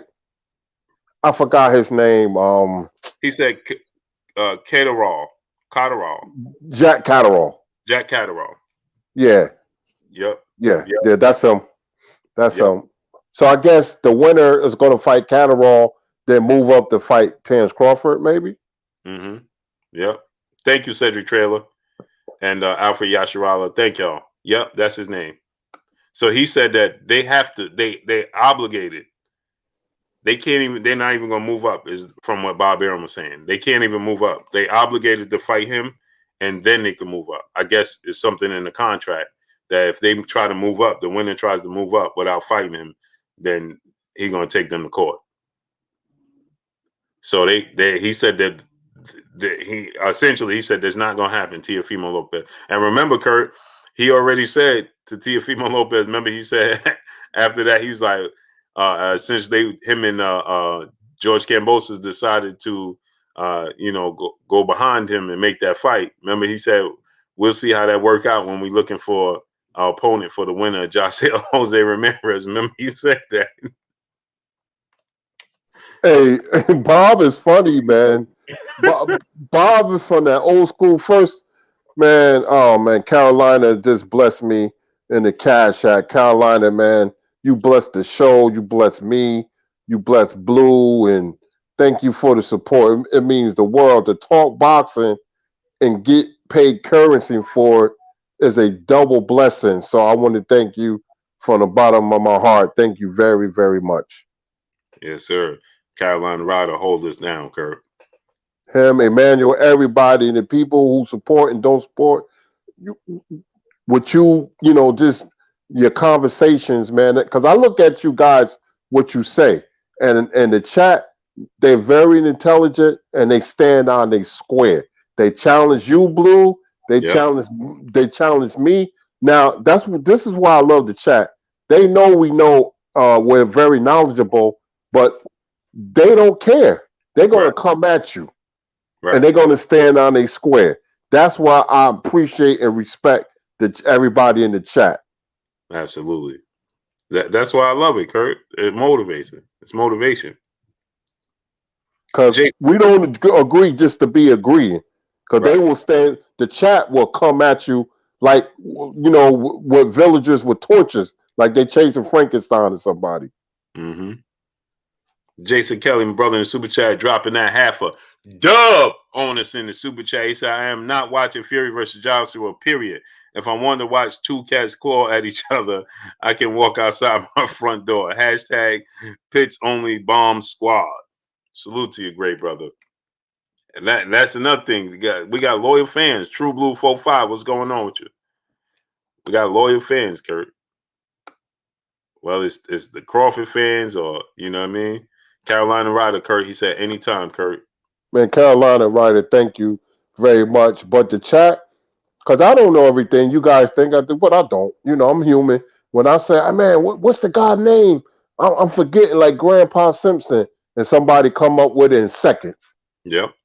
In 2 seconds. Just like right now, we was trying to figure out the name, he said. They came right up with it. Right up with it. Yeah, y'all are the best, man. Y'all don't even understand, man. That's why I love the show, man. You know, me and Blue, it was a no-brainer, man, to chat, you know, but we're going to get back to the boxing. I'm saying this because, like, 2 days felt like 2 weeks, man. I couldn't wait to get back, so. Yeah, it's just like, remember, Kurt, like, y'all don't even understand, man. Y'all be here all the time, man. We remember the other day, we was like, I'm like, they're like, who's oh man, somebody getting ready to fight, and I'm like, he getting ready to fight Jaime Peralta. That's somebody from the back. That's one of our family members, and I'm saying he gonna fight Jaime Peralta, and they like, what, Blue? What are you talking about? I done put Jaime Peralta in the ring. Unbelievable, man. Unbelievable. That's just how much y'all mean to us, man. Emmanuel H back in the super chat. He said, at Carolina Ryder, am I matching today, or is that a solo blessing for the historian? Terry Turk, what's going on with you, great brother? Yeah, man. Man, I love y'all, man. For real, man. They the best, man. Knowledgeable, and they don't back down for nobody. Nope. Emmanuel H. Carolina Ryder said, Emmanuel H. That's up to Kurt if he want to tell you blessings, but let's do it. Hey, I'm just here to talk boxing, man. I appreciate everybody and everything, man. And I love sharing my knowledge with you guys. I really do. Yes, sir. Jay Lynn, the queen, she said, glad I found this channel, learned so much. Man, we love y'all, man. 817 Boston B, what's going on? We love y'all, man.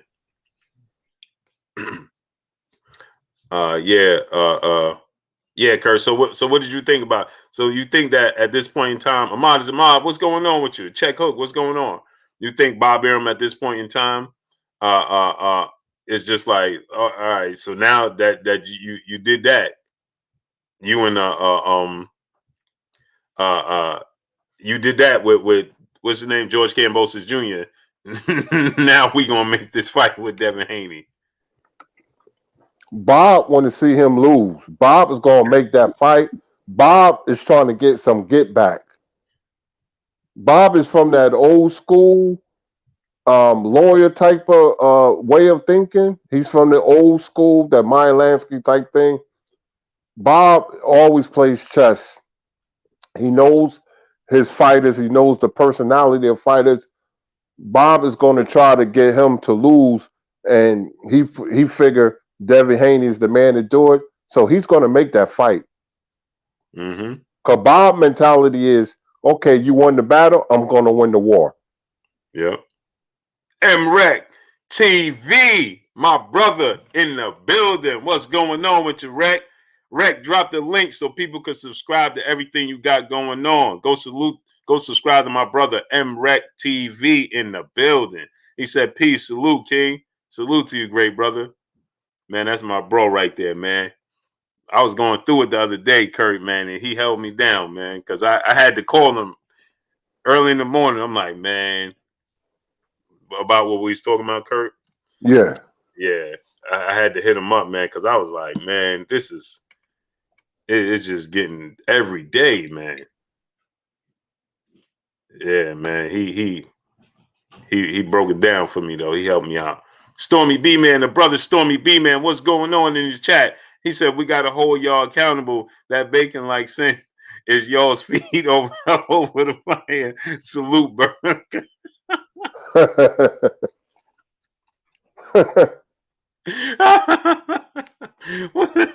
Hey, Kurt, what's that smell we smell? It's our feet. That's funny. Stormy, you ain't right, Stormy. Stormy, you ain't right. Go subscribe to my brother Stormy B, man. Yeah, smash the like button, man. Get the likes to 1.1K. Yeah, Kurt. So he it's like he wants to make that fight now. I remember at one point in time he was saying that Devin Haney was number 3 on the list. Now he done moved him up to that's the best fight that could be made for Teofimo Lopez. Yeah, I think Bob ain't saying that, but Bob is furious. I know him. I mean, if Teofimo lose, man, Bob is going to be dancing. Mm-hmm. And Curry, Bob said that Nakatani and Lomachenko, that's done for June too. Oh, it's done? Yeah, he said it's done. Yep.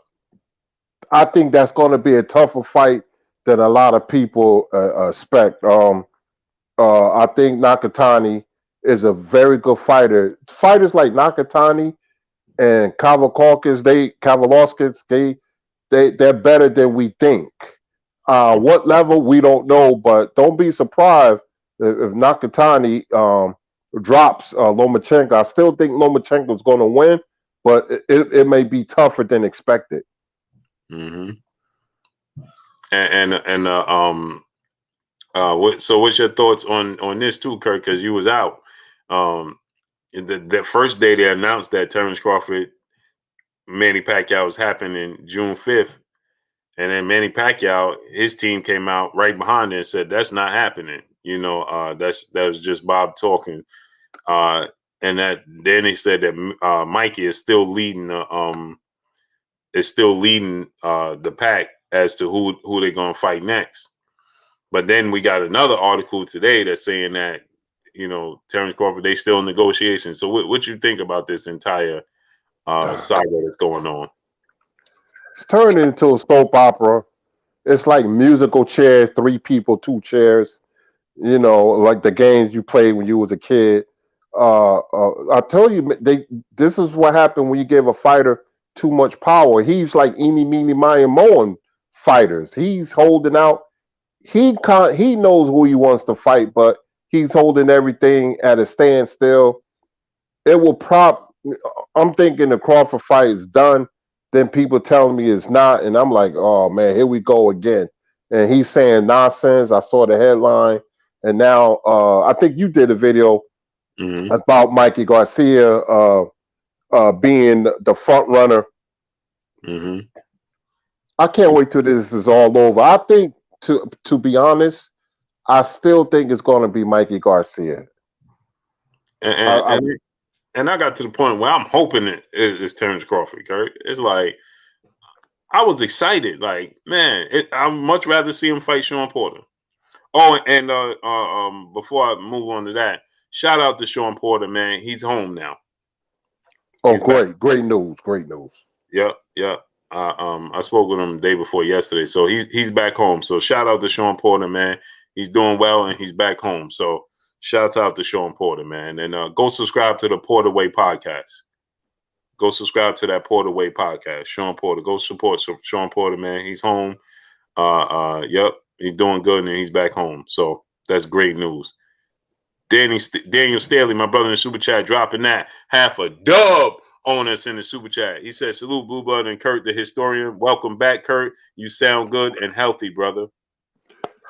Thanks a lot. I miss you guys, man. Good to talk boxing. Really is. Yep. Yeah, he had to, Sean Porter, he had an unfortunate situation with the, we got to watch the language and things we put out there. But, he had tested positive. So, but he's home now. Anthony Britt, my brother in the super chat.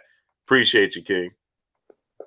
He's home now. So he said he's on he actually, when I reached out to him, he was on his way home. And that was a day before yesterday.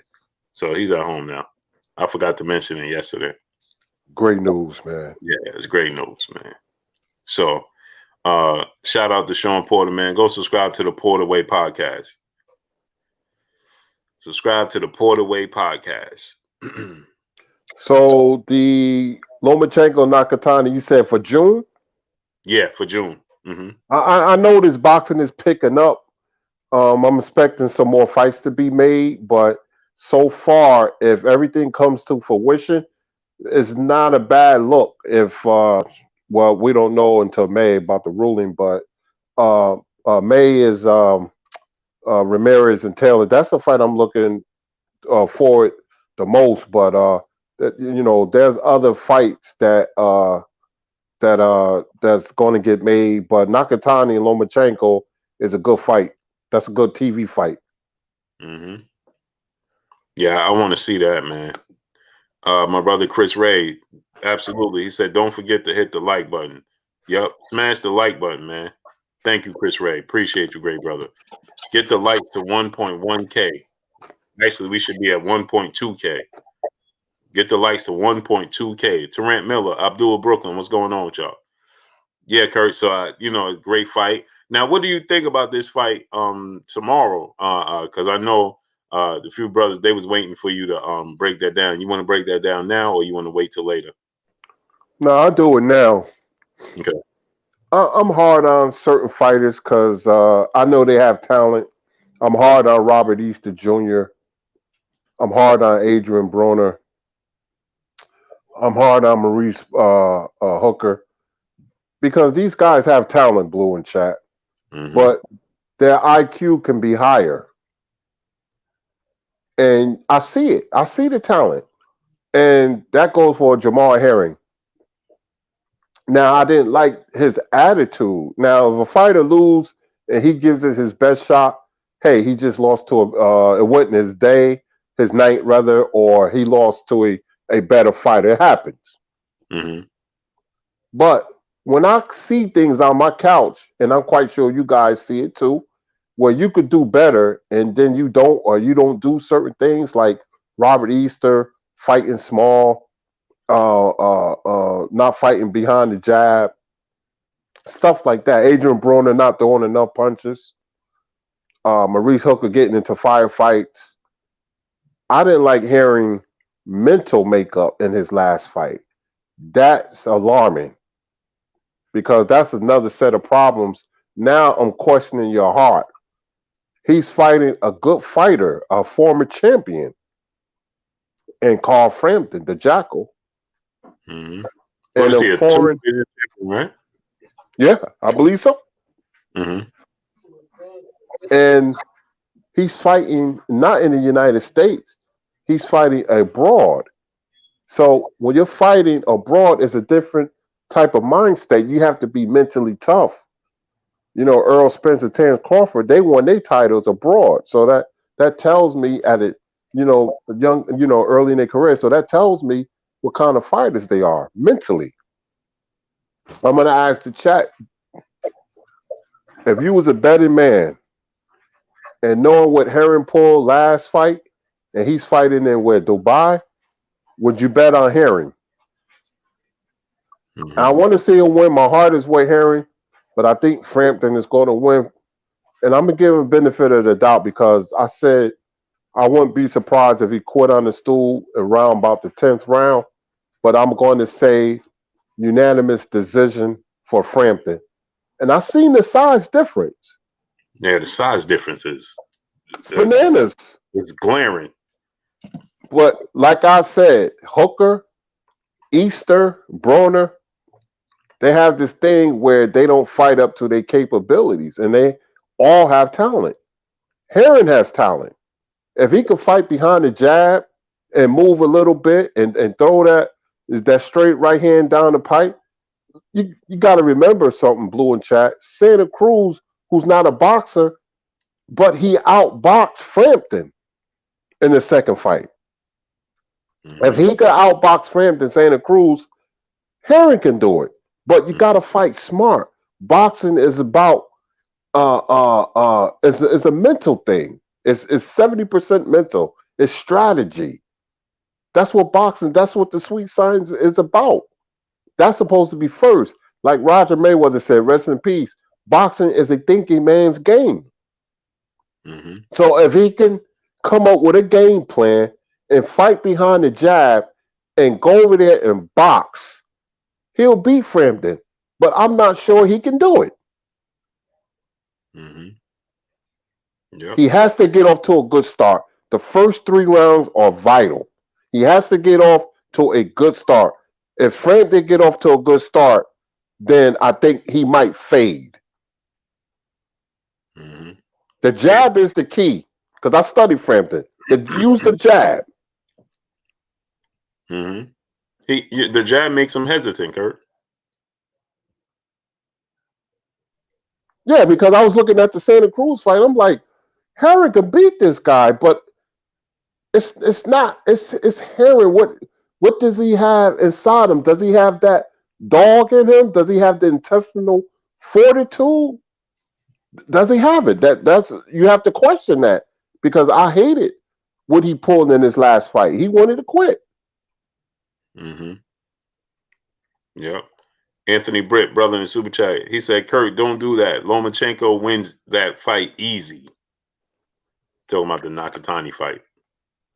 If Nakatani fought him like he did Teofimo, I'm not saying Lomachenko's not going to win, but it may not be easy as you think. It depends when a fighter, which way they fight, and who he has in front of him. Every fight is different.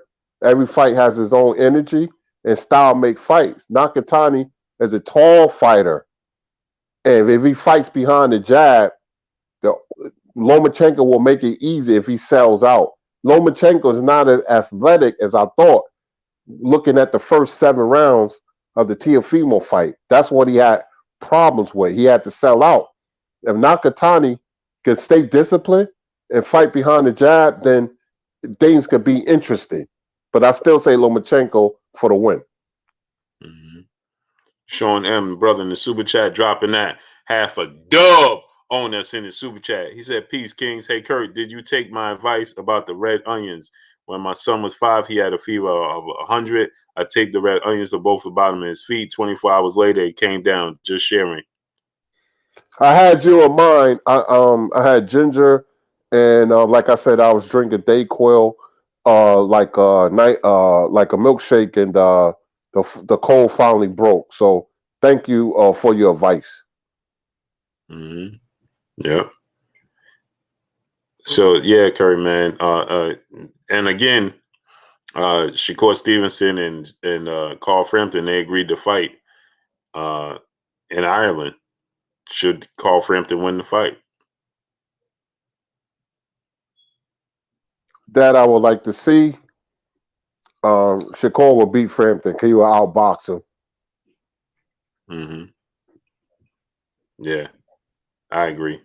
Jose He's, Villanueva. Go ahead, Kurt. he's supposed to fight, I heard, June 12th, I believe. Yeah, at Madison Square Garden. Mm-hmm.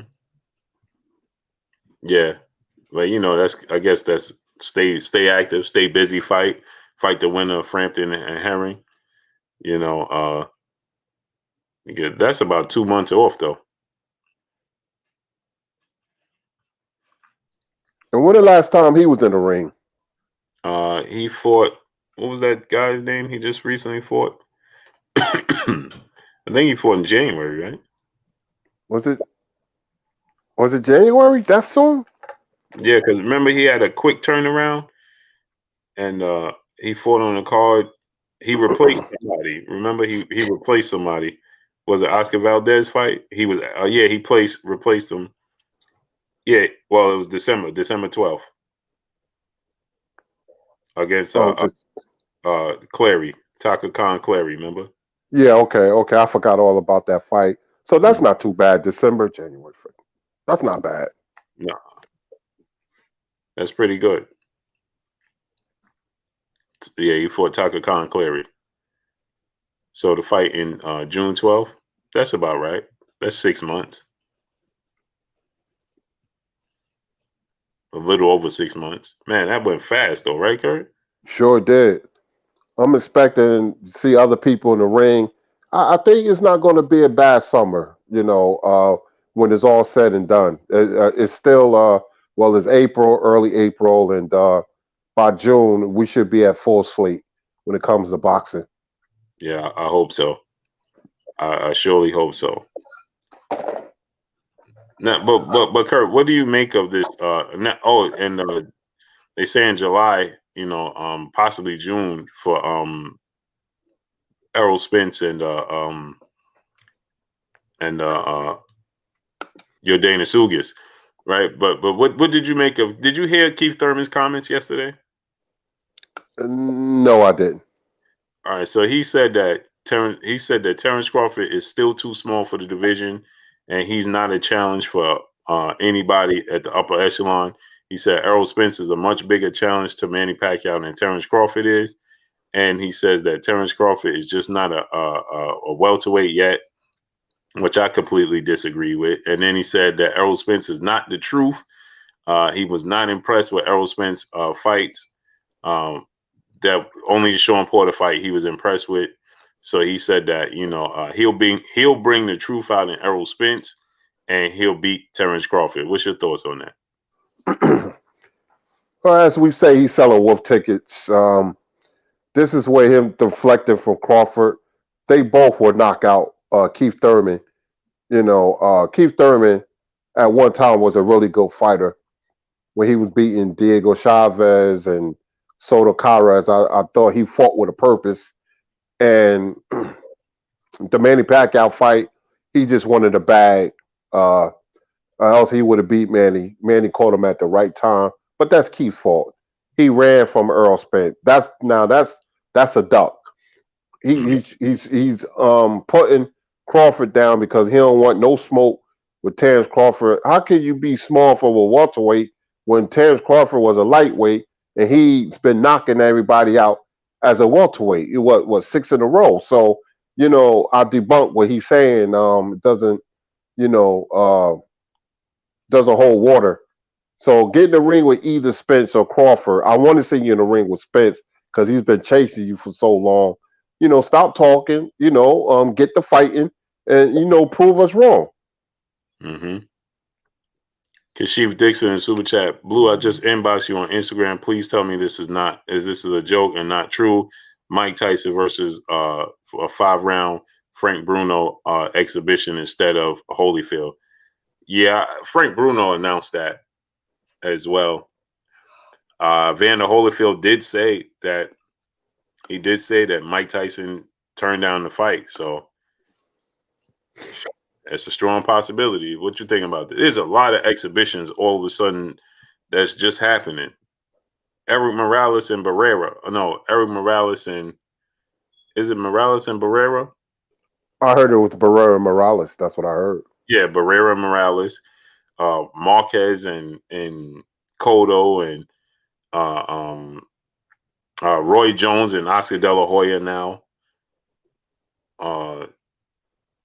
Man, it's just growing by the second, man. I thought Tyson Jones was a good idea, but I don't want the floodgates to open. And now it has. They figure they can make some money, but I don't really want to see Tyson and Bruno. It doesn't do anything for me. Tyson and Holyfield is filet mignon, and Tyson and Bruno is beans and franks, and I really don't want to see that. For some reason, Tyson don't want to be in the ring with Holyfield. Sometimes a fighter feels uncomfortable with another fighter. But that, speaking of Mike Tyson, did anybody see that hot boxing with Mike Tyson, Sugar Ray Leonard, Tommy Hearns, and Shane Mosley? No, I missed it. Oh, you got to see it. You got to see it. It's classic. Yeah? Epic. Oh, I'm going to go watch it. I've been waiting to watch it and I just haven't. Oh, yeah, Dahlia said Anderson Silva and Chavez Jr. Yeah. Yeah, Blue, you got to see it. Tyson was amping up the set with Leonard and Hearns. Mm-hmm. Epic. It was funny. I can't wait. I'm gonna go watch it. I'm gonna watch it after this. My brother's keeper in the super chat dropping that $500 on your boy Blue in the super chat. He said, salute Blue and Kirk. I'm the younger brother of the infamous DP Rocker, my brother DP Rocker. He said, been a long time fan. Keep bringing us that truth, King. Peace and blessings to you, great brothers. Welcome back, Kirk. Yeah, we don't have fans, great brother. We just family. And salute to DP Rocker. That's my brother right there. So we just family, great brother. We don't have fans. We just family. Appreciate you. Absolutely. That's why I always say salute family, salute people, but I like to say salute family. Yes, sir. We family, man. Yeah, I'm gonna go watch that, Kurt. Kurt, did you watch the Lennox Lewis documentary? You know what? I was talking to Stormy. He watched it. I'm going to watch it tonight or tomorrow. It's so many things to watch it. He told me they have an Iran Barkley documentary that I never knew about. Wow, really? I didn't know about that. Yeah, me neither. And there's a movie I saw in 2008 that I told him about. Cause Vig Rhames played Sonny Liston in called Phantom Punch. The movie about, you saw that? Yeah, he didn't see that, but I have a lot of stuff to watch. King Kong, Godzilla, all kinds of stuff, man. So after the Hearn fight and the Frampton fight, I'm gonna watch like 2 or 3 movies tomorrow. And that come on in the afternoon, right, Kurt? The Hampton and Farron fight. Yes. Yeah. William O. School out there. Salute. Yeah, I was just, I gotta, man, you know what? I gotta make sure my ESPN Plus is working. The last thing I watched was the Tina Turner documentary on HBO. Yeah, my wife was just watching that because she got the day off, so she was just watching that. Bobo said 2 p.m. Yeah, I gotta watch that, man. DeAndre Johnson, what's going on with you? William Old School all day, my brother, what's going on? Yeah, I'm gonna watch that. Yeah, I like the Lennox Lewis one though, Kurt. I definitely gotta watch. I love boxing documentaries, man. Yeah, it was very good, man. Very, very good, man. It leads up all the way up until the Mike Tyson. Man, this is great. I don't want to spoil it for you, but yeah, it was great. It was great. Definitely great. I'll be watching that. Lennox Lewis. Yeah. Lennox, man. Oh man. Yep. I love Lennox Lewis though. He's a great dude too. He watches us too, Kirk. Yeah, Lennox rather. Mm-hmm. It was a very good fighter. When he beat Galata, I said, "Oh, he showed me something." I said, "Man, he's gonna be a problem." But the best thing he did was go get Emmanuel Stewart. That's the best thing he did. Oh man, watch when you watch the documentary though, Kurt. Woo, woo. UK Boxing Will, he said the Tommy Morrison documentary is very good too. I think I watched half of it. I saw that. Oof. It's his wife narrating it, right? His wife and a couple of other people. Man, that guy, man. Yeah. I watched half of it. I got to finish watching that. Yep. Oh man, I love Lennox Lewis, man. Trev Stoker, what's going on? Trev Stoker, what's going on with you? Lennox Lewis came up to me, right, Kurt, at the MGM, and he said, I love watching you, man. He said, but you know my favorite when I watch you? I said, what? He said, when you in your car with the red seats. Oh man. Yeah, that's what he told me. He's like, when you in your car with the red seat. Fred got that on Fred, shout out to Barbershop Comments. Fred got that on he recorded it. We was in the MGM, man. Right with right in the front of the MGM, right? He came up, he's like I know you, right, Booba? I'm like, yeah. He's like, yeah, I watch your videos, man. I like you, man. He's like, but my favorite is when you making those videos in the car with the red seats, man. I bust out laughing, man.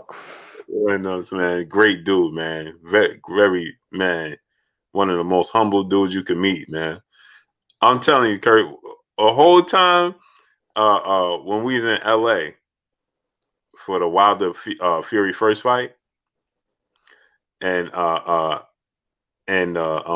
Riddick Bowe was there, right? Every time Riddick Bowe saw Lennox Lewis, yeah, he kept just, I'll knock you out right now. I'll get you right now.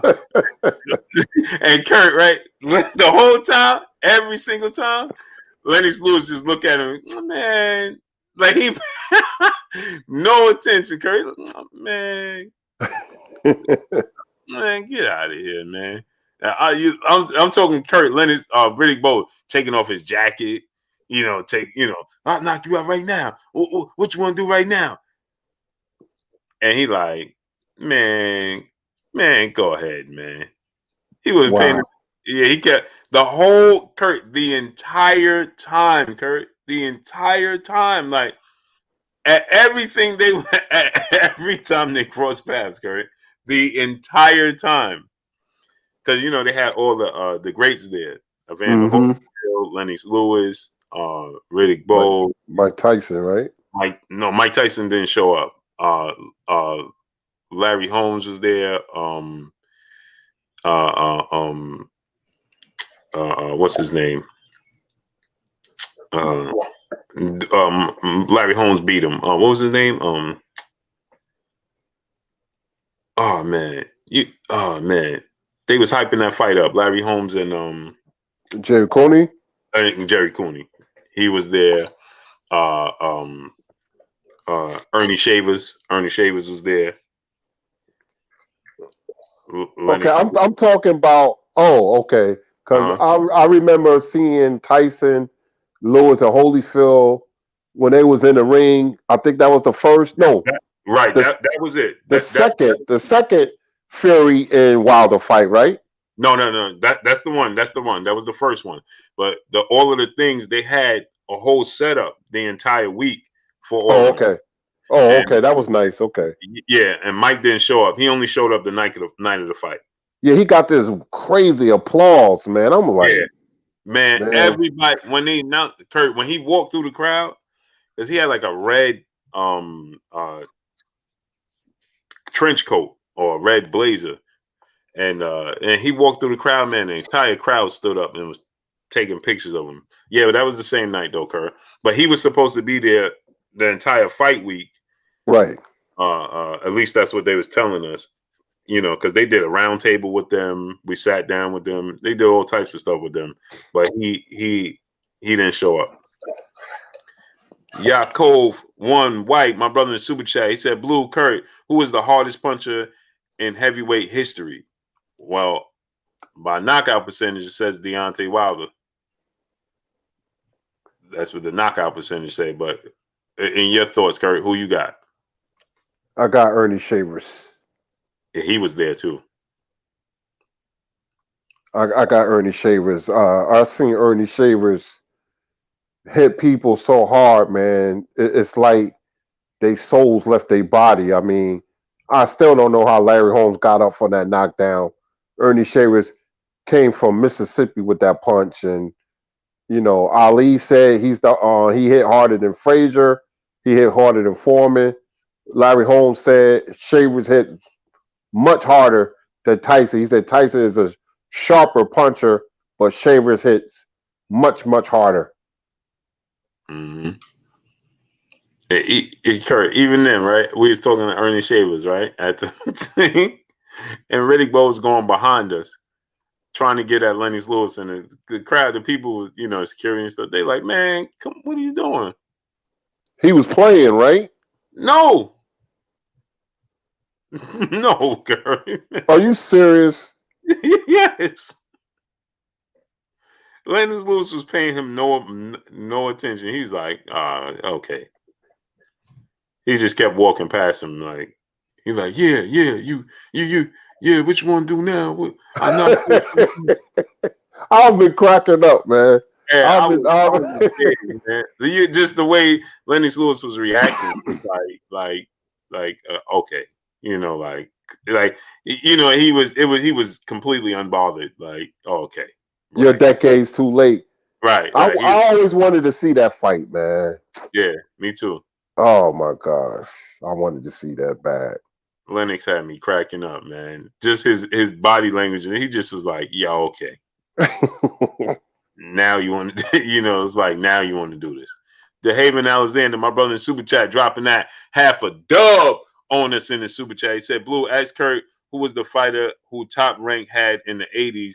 He was great. He and his wife, and then in jail. Oh, you in the 80s? You must be talking about Tony Ayala. Oh yeah, Tony Ayala. Yep. He must be talking about Tony Ayala. Yeah. That dude was a terror. Man, if it's him. Yeah, and that happened multiple times too, Kurt. That's what's. Yep. He man, him Duran and Tony Ayala was going to fight at Madison Square Garden. It was highly anticipated. It's one of those fights that you could put along with Bo and Lewis and Pryor and Leonard. And Roberto Duran lost to a guy by the name of Kirkland Lang, England, and that was in Detroit. And Don King went back to Roberto Duran's dressing room and cursed Roberto Duran out, call him every name in the book because he messed up a lot of money. All he had to do was beat Kirkland Lang. It was the upset of the year, and they was going to fight him and Tony Ayala, and that was going to be a big fight. Tony Ayala was a carbon copy of Roberto Duran. Mm-hmm. DP Rocker, my brother in the Super Chat, he says, salute Kurt and Blue. Please break that fight down between Lennox Lewis, Riddick Bowe. If it would have happened, I got Lennox Lewis. Who you think, Kurt? Oh, wait a minute. When you said Tony Ayala, you said kill his wife? Yeah. No, he didn't kill. He that was Carlos Mazon. He raped a woman. Then that's what I'm saying. But yeah, and that's why just watch what we say, Kirk. I'm sorry. No, but no, he that's got in trouble. Yeah, it was Carlos Monzon, and but that's when he said the 80s. What's his name? That was oh man, Kurt, what is his name? Dude from Venezuela.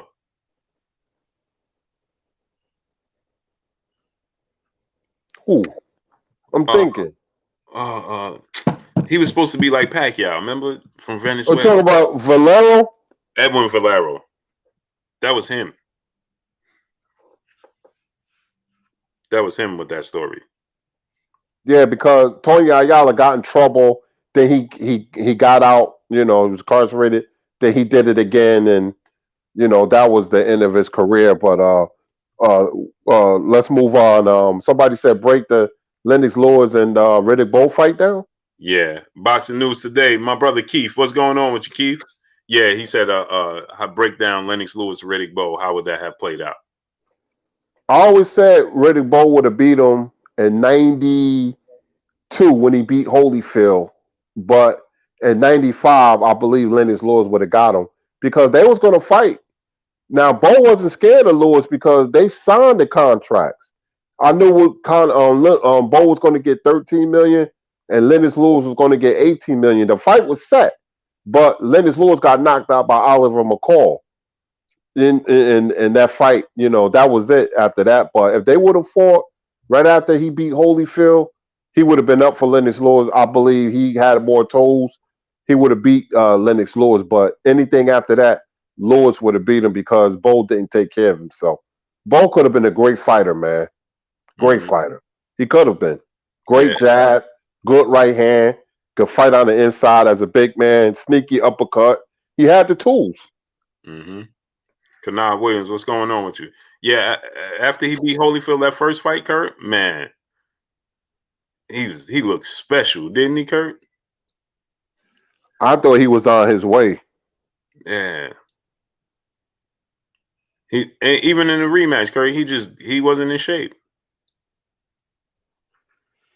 Nope, he wasn't. He had a kid. He had a kitchen in his bedroom. I mean, it happens to certain fighters. They get titles, and it happened to a lot of fighters from New York. because we all know New York is a huge distraction, especially in them times, because there's so much to do. And Zab Judah and Riddick Bowe, and I'm a big fan of all them guys, man. But it happens, they get relaxed and comfortable, and they're not as hungry. Mm-hmm. Yeah, man. His potential, man, untapped. And I feel like Kanai Williams, what's going on with you? I feel like Kirk, he's regretting, not giving his career everything he had. And the way he went at Lennox Lewis, yeah, because he's not going to live it down. That'd be one of the most asked questions wherever he goes, or his conscience. Man, I should have fought Lennox. It was a natural. It was a natural. It was a fight that should have happened at that time when he threw the belts in the garbage. I believe he received bad advice. Mm-hmm. I truly believe that, because he would have fought Lennox. It would have been a really good fight. They had history. They fought as amateurs. They were the two best heavyweights. But Riddick Bowe was a very good fighter, man. Mm-hmm. Marvin Rollins Jr., what's good with you, great brother? Matt Money, my brother in the super chat, he said, y'all think the Dream Devin Haney gonna stop Linares? I say so. What you think, Kurt?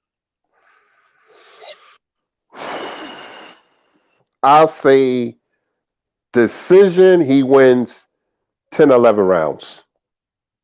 Mm-hmm.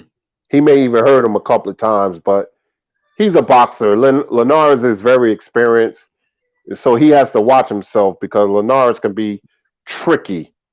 Like he dropped Lomachenko, but he can't be overzealous. All he needs to do is box and win this one. Don't worry about the knockout. So I think he'll win 10 rounds because of his athleticism. Yeah, I think the same thing. I don't think he's gonna knock him out, but I think that he could. I think he might drop Linares. He can knock out Linares. I mean, because it's possible, But Linares, this is a fight where he's not he don't want to be outclassed. He might get to a point where he's just looking to survive. Yep. And Curry, we know it's hard to knock out a fighter that ain't trying to get knocked out. It's almost impossible. So you put the rounds in the bank and you win this one. Knockouts are everything. We all love knockouts. We all do. Mm-hmm. But sometimes, man, it don't present itself. And when you try to knock somebody out, you get knocked out. So just put the rounds in the bank and go home with the victory. Yeah. Just secure the victory and then on to the next. On to the next. Now, now it just slipped my mind. I was giving an action, Curry. Oh, Roy Jones, Oscar De La Hoya. What you think about that? Now, when you told me that, I'm like, fighting each other? I didn't know that. Yeah. Two names that they're trying to capitalize off that because they're two legends. I don't think much about it. Okay, it'll be fun seeing them in the ring and fighting each other, but it's exhibition, and I don't know what to say, man. It's for show. It's entertainment more than a fight itself.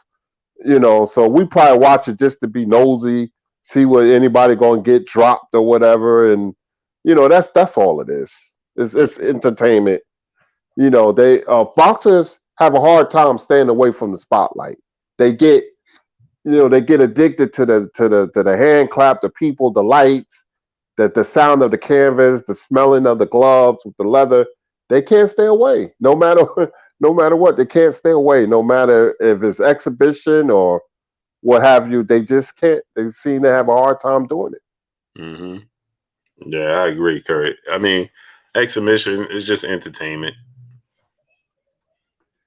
So one thing I like seeing the older legends, Cotto. I was a big Cotto fan, and Marquez. I love Marquez. They're in the ring together. It will be good seeing them because it's going to bring back a lot of memories.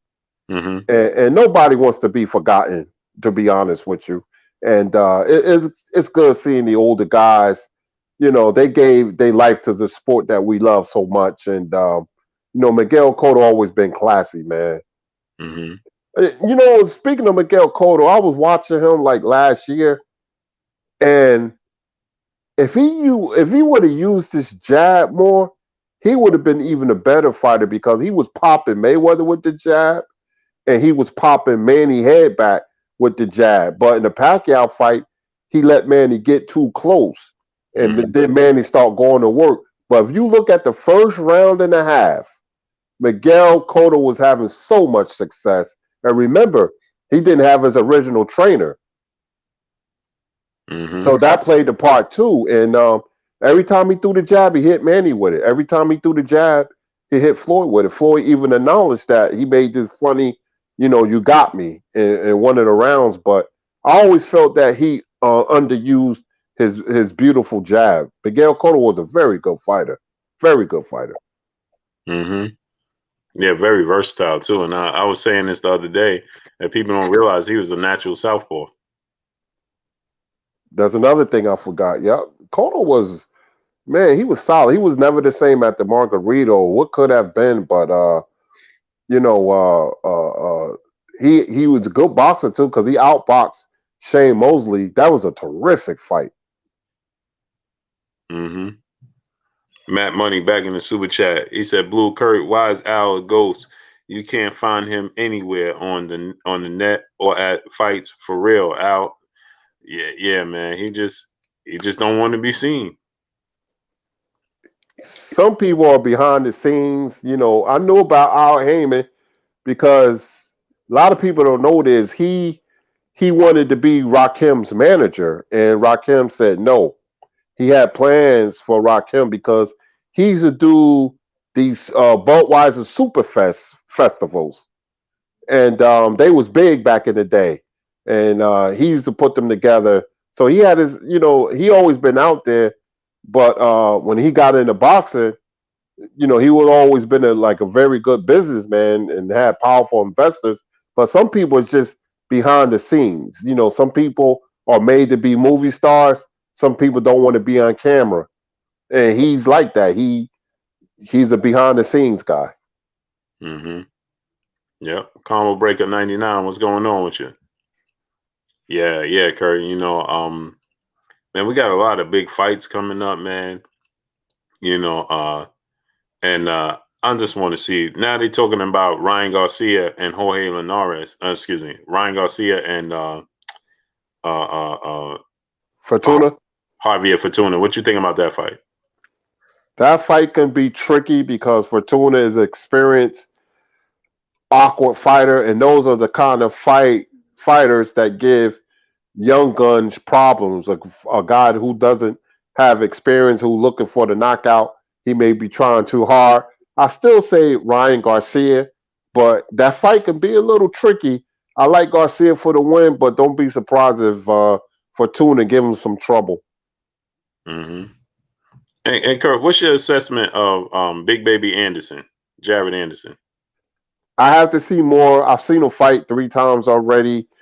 Nothing great, not bad, but he's improving. So it would be very unfair to me to assess him right now because he's still learning. He's on the job learning. I see he has some skills. He has to clean up some things. So I would say in another 5 fights, we would know what we have if he's a contender or a pretender. So I'm a wait and see because sometimes I'll be hard on fighters, but I'll see. I'll see. Not bad, but if he can improve as a young fighter and get better, then I can give you my grade later on and be like, okay, so, we got something going on here. But Yeah, it's too early to tell right now. He's getting ready to fight.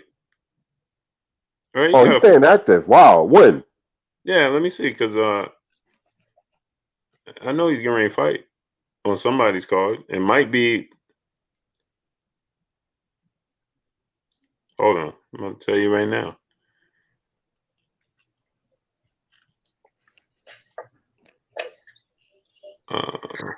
It may be the Shakur Stevenson fight in June.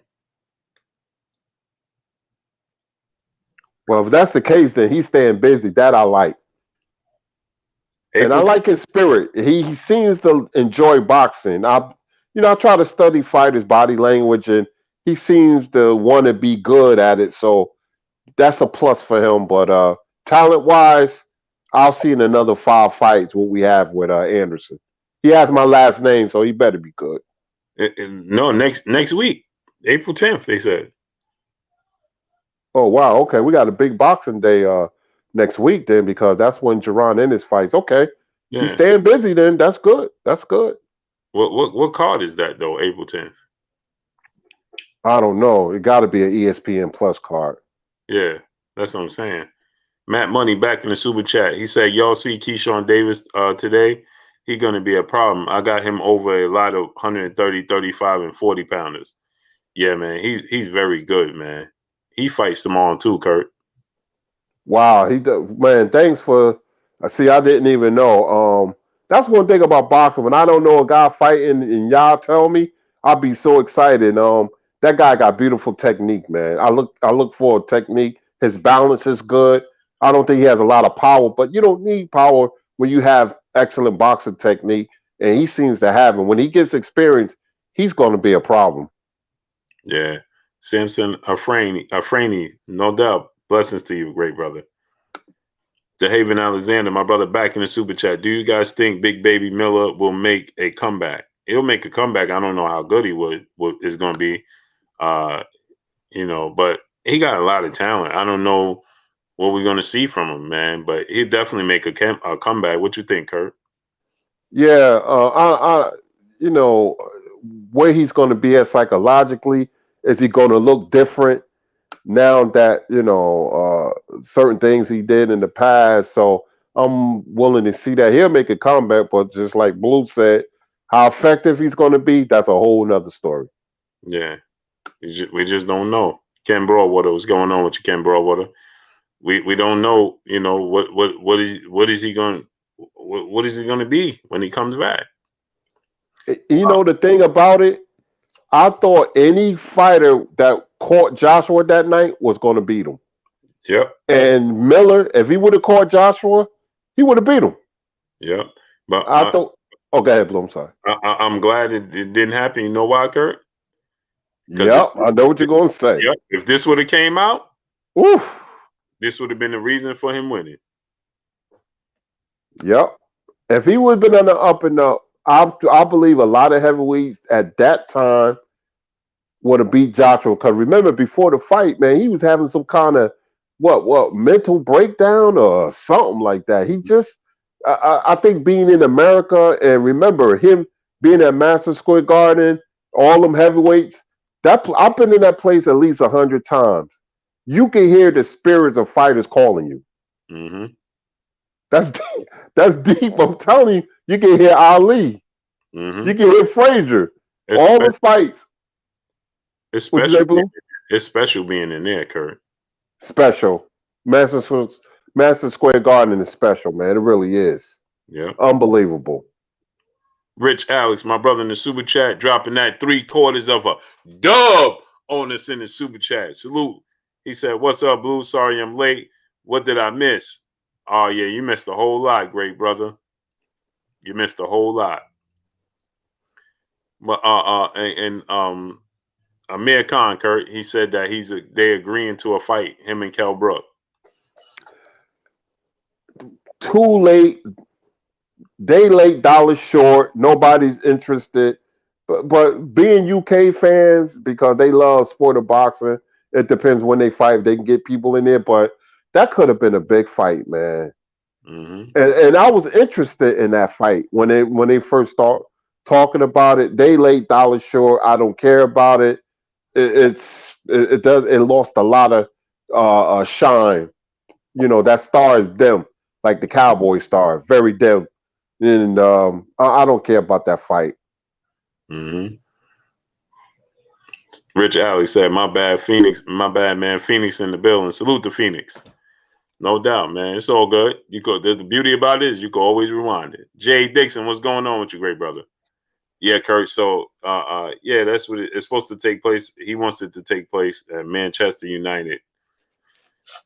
So that's looking like he says now he's ready to agree to it. Like you said, Curtis, too. Now he don't have nothing to lose, Kurt. Yeah, now he's trying to use Kell Brook. He could have been for Kell Brook. That fight would have been a big rivalry fight like George Groves and Carl Frock. That was a great rivalry, man. So many people was there. What, about 90,000, something like that? 80,000? You know, but it could have been a bit more than that. It could have sold, man. They messed up a lot. They messed up the bag on that money. Isaiah Johnson. They messed the bag. Yep. Isaiah Johnson, what's going on? Queen 71, peace and blessings. Queen, how you doing today? Yeah, Gold Kings, brother, in the super chat. Do you guys think Jamal Charlo should try and unify 160 or go to 168? Go to 168. It's not going to happen at 160. Triple G doesn't want to fight him. That's abundantly clear. Lyoto Murata, I don't know what he's doing, Kurt. And he have no interest in fighting Demetrius Andrade. So go to 168. And if you feel like you can knock out the upper echelon at 168, you can knock out David Benavidez and Caleb Plant both under 6 rounds, then go up there and fight them. What's your thoughts, Kurt? Go to 168. He ain't getting that Andrade fight. And, you know, forget it. I don't have no faith in that fight ever being made. Murata, like you said, we don't know what he's doing. 168 is the ideal division because you got Benavidez. That's a big fight. You know, the business will be good. The fight will be a 50-50 fight. They could do it in Texas. You can get people in there. They're both on PBC. It's easy to make.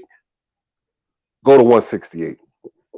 Yeah, go to 168, man. Ryan Taylor, great brother in the super chat. He said, Kurt, leave my Cowboys out of this, Kurt. I've been having hatred for the Cowboys ever since I was 6 or 7 years old. Roger Staubach and Drew Pearson and Tony Dorsett used to get on my nerves, man. But I respect them. But I always had a hatred for the Cowboys and the Red Sox. Yeah, that's because you're a Steelers fan. Yankees. Oh, yep. Steelers and Yankees. Absolutely, love them both. That'll do it every time. Yeah, man. So, what else? What else we got on the table, Kurt? We got the Hearn fight. We got the Kurt Frampton fight. Oh, Jerron Ennis comes up April 10th. Sergey Lipinets. I feel like he's gonna put on a masterclass performance. Yeah, me too, man. I'm really want to see Ennis, man. I'll be shocked if he don't turn out to be what I think he can be. I'll be, because the kid got so much potential, man. There's so much talent. I can see it. It jumps out at you, his talent. The speed, the flash, the power, the reflexes. He has it all, and it's natural. So I think he's gonna, get Lipinets out of there.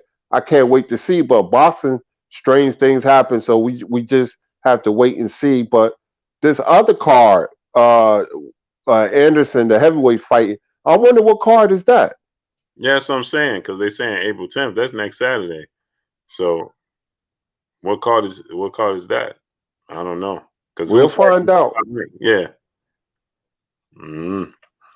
But Kurt, now, because the people was asking, right? Just break down what happened between Sugar Ray Leonard and Aaron Pryor, why that fight didn't come to fruition. Well, contrary to popular belief, people say Sugar Ray Leonard ducked Aaron Pryor, and that's not the case. When the fight was being talked about, Aaron Pryor was dogging Sugar Ray Leonard for a fight. He even, when Ray was at a press conference, he interrupted Ray, and Ray didn't take too kindly for that. And Ray, and that's when Ray famously said, "Hey, this is my show, pal." And Aaron, just walked away. But it wasn't Ray Leonard's fault, and this is the story. And this, because I lived through it. So I remember me and my father and uncle, we talked about it because my uncle lived not too far away at that time. He was from the outskirts of Virginia, Fairfax. and Ray lived in Palmer Park, Maryland. And the story goes, Ray agreed to the fight, so they was going to give Aaron Pryor $500,000. Aaron Pryor turned it down. His people, so they came back with another offer, $750,000. Now that's decent money. If Aaron Pryor would have won, then he would have been a super duper star. Aaron didn't turn the money down. His manager, Buddy De La Rosa, turned the fight down. And Leonard and then walked away from the fight. Aaron Pryor's on YouTube explaining, if I would have knew that, I would have took the fight. I regret it. That's what he said, his own words. But they was going to fight again, Chat and Blue, but it was bad timing because the fight was already set. They signed. Leonard was going to fight a guy by the name of Roger Stafford. Roger Stafford upset Pepino Cuevas, and he was a good fighter. And that was a warm-up fight. And then him and Pryor was going to fight later that year in November. But and Pryor was going to jump in the ring after the Stafford fight, and they was going to promote it from there, CBS. But 2 weeks before the Stafford fight, Sugar Ray Leonard would have blurred vision, and he went to the doctor, and they called the Stafford fight off, and that's when he retired. So the Pryor fight, didn't happen, and that was the end of that, and that was the story. But a lot of people don't know that Aaron Pryor and Roberto Duran was going to fight at the Garden, and once again, his manager, they offered Pryor $750,000. He turned it down. They wanted $1 million, and they was like, nah, $750,000. So him and Duran was going to fight as well as him and Sugar Ray Leonard. And sometimes, man, you got to bite the bullet, because if you win, then you can demand the lion's share of the purse, and you're a superstar. He was already a star, but your manager can do you in, and that's why Pryor didn't get the big fight with Leonard and Duran. Because a lot of people have it misconstrued. Yeah, because they sparred, and Pryor and Leonard was close. Pryor, used to spend summer vacations at the Leonard household. They was like really, really close, man. But people saying, it's a hot, sexy story. Leonard ducking, Sugar Ray Leonard ducking, and that wasn't the case. That wasn't the case at all. And who guys will fight anybody. Who you think would have won, though, Kirk? Leonard, because Leonard was a big welterweight. He was fast, and Pryor was reckless. Pryor got knocked down a lot of times. He would have had his moments, but he was a little too reckless.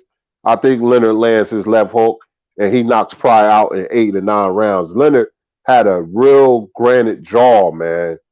We take Tommy Hearn's right hand to get up.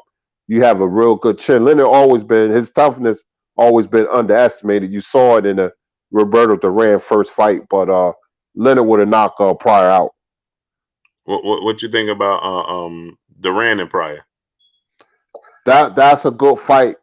The difference would have been if Pryor would have stood in front of Duran, then it's a 50-50 fight or edge going to Duran. But the problem with Duran is when Pryor start the boxing, he'd start bouncing on his toes. Duran couldn't deal with Pryor then, because that's the way you beat Duran. When you look at his career, he lost to boxers. As a lightweight, when people say he was unbeatable, no, he lost. He lost to Esteban de Jesus. And then he was outboxed by Leonard when he quit. He fought well against Hagler, but Hagler outboxed him because of the right jab. Then he got upset by another boxer named Kirkland Lane. So if you box Duran, you could beat him.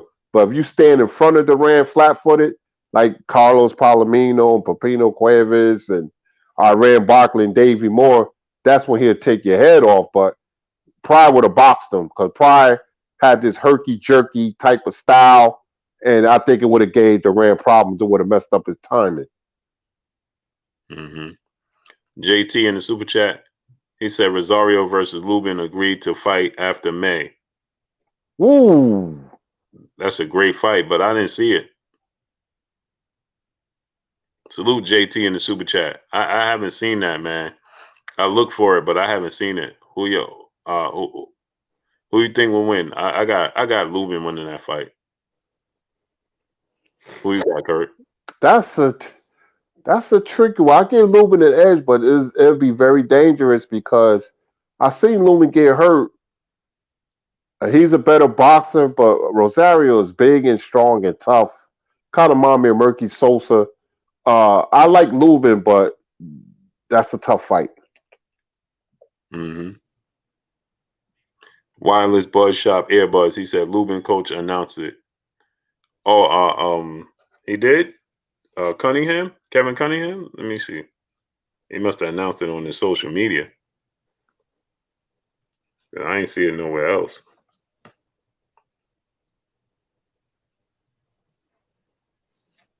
Wow, that's a good fight. That's a good TV fight. Erickson Lubin, Jason Rosario agreed to fight. Showtime will televise on date to be announced. Yeah, he just announced it. Just like I said, Blue, when something just boxing is weird because it hits you on the side of the head. No pun intended. When these fights come out of nowhere, Mm-hmm. and Tony Harrison is fighting Fox, right? In 2 weeks. Yeah, the 17th. Starting to heat up. Yeah, I like that Lubin Rosario. I'm going with Lubin though. Just his boxing ability. If he stays on point in his boxing ability, he should beat Rosario. But Rosario keeps coming.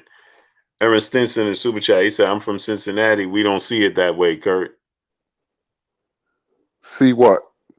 He's talking about the Aaron Pryor, Sugar Ray Leonard situation. Oh. Yeah, Cincinnati. Listen, man. As a Charles, y'all got a lot of fighters, man. Mm-hmm. And Aaron Pryor was a dog. But Leonard was special, man. Leonard is so special that if he fought Ray Robinson 3 times, he will win one of them. Leonard from 79 to 82 had everything a fighter you could want in a fighter. He had all the intangibles, his footwork, but Leonard was a boxer who wanted to slug, and he was real aggressive, had a great left hook. Look at the Davey Boy knockout. Mm-hmm. I'm sorry, I paused, man, because real quick, another subject. I was watching South Carolina and Stanford. It was 66-65. South Carolina stole the ball. The girl misses a layup. The center gets it. Point blank range. And went in and came out. Now she's like throwing a hissy fit and crying. I feel sorry for her, but then Stanford won 66-65. But anyway, the emotions, she's crying and she has to be consoled. But anyway, Pryor would have been, his defense sometimes was very poor. That's why he was knocked down multiple times against people. And Pryor, great fighter. Leonard, special. Yeah. Let's get on out of here, Kirk, because I got to get out of here. My nephew's birthday. The wife is going to be looking at me sideways. Happy birthday to your nephew, man. I miss talking boxing with you guys, man. I feel so good. I feel even better. So enjoy the fight tomorrow. Thank you, chat. Thank you, Carolina, for the cash app, man. Much appreciated. And man, I miss you guys. You guys are not fans. You guys are family. We all are family. And I love, sharing knowledge. I love hearing from you guys, man. Blue, man. The channel is popping like always. And man, I can't wait till Monday, man. So we'll go over the fight and we have some more boxing news for you. Absolutely. I can't wait. Y'all already know what it is. It's your boy Blue Blood Sports TV. Hate, like, comment, and subscribe. You haven't subscribed, hit the subscribe button, hit the like button, hit the bell icon to get all the new notification. Follow us on Instagram at Blue Blood Sports TV, all one word. Y'all already know what it is. Shout out to the entire LDBC. Shout out to New Media. Shout out to Black Media Row. Make sure you like and share these videos. That's all we got for y'all. Peace. Peace.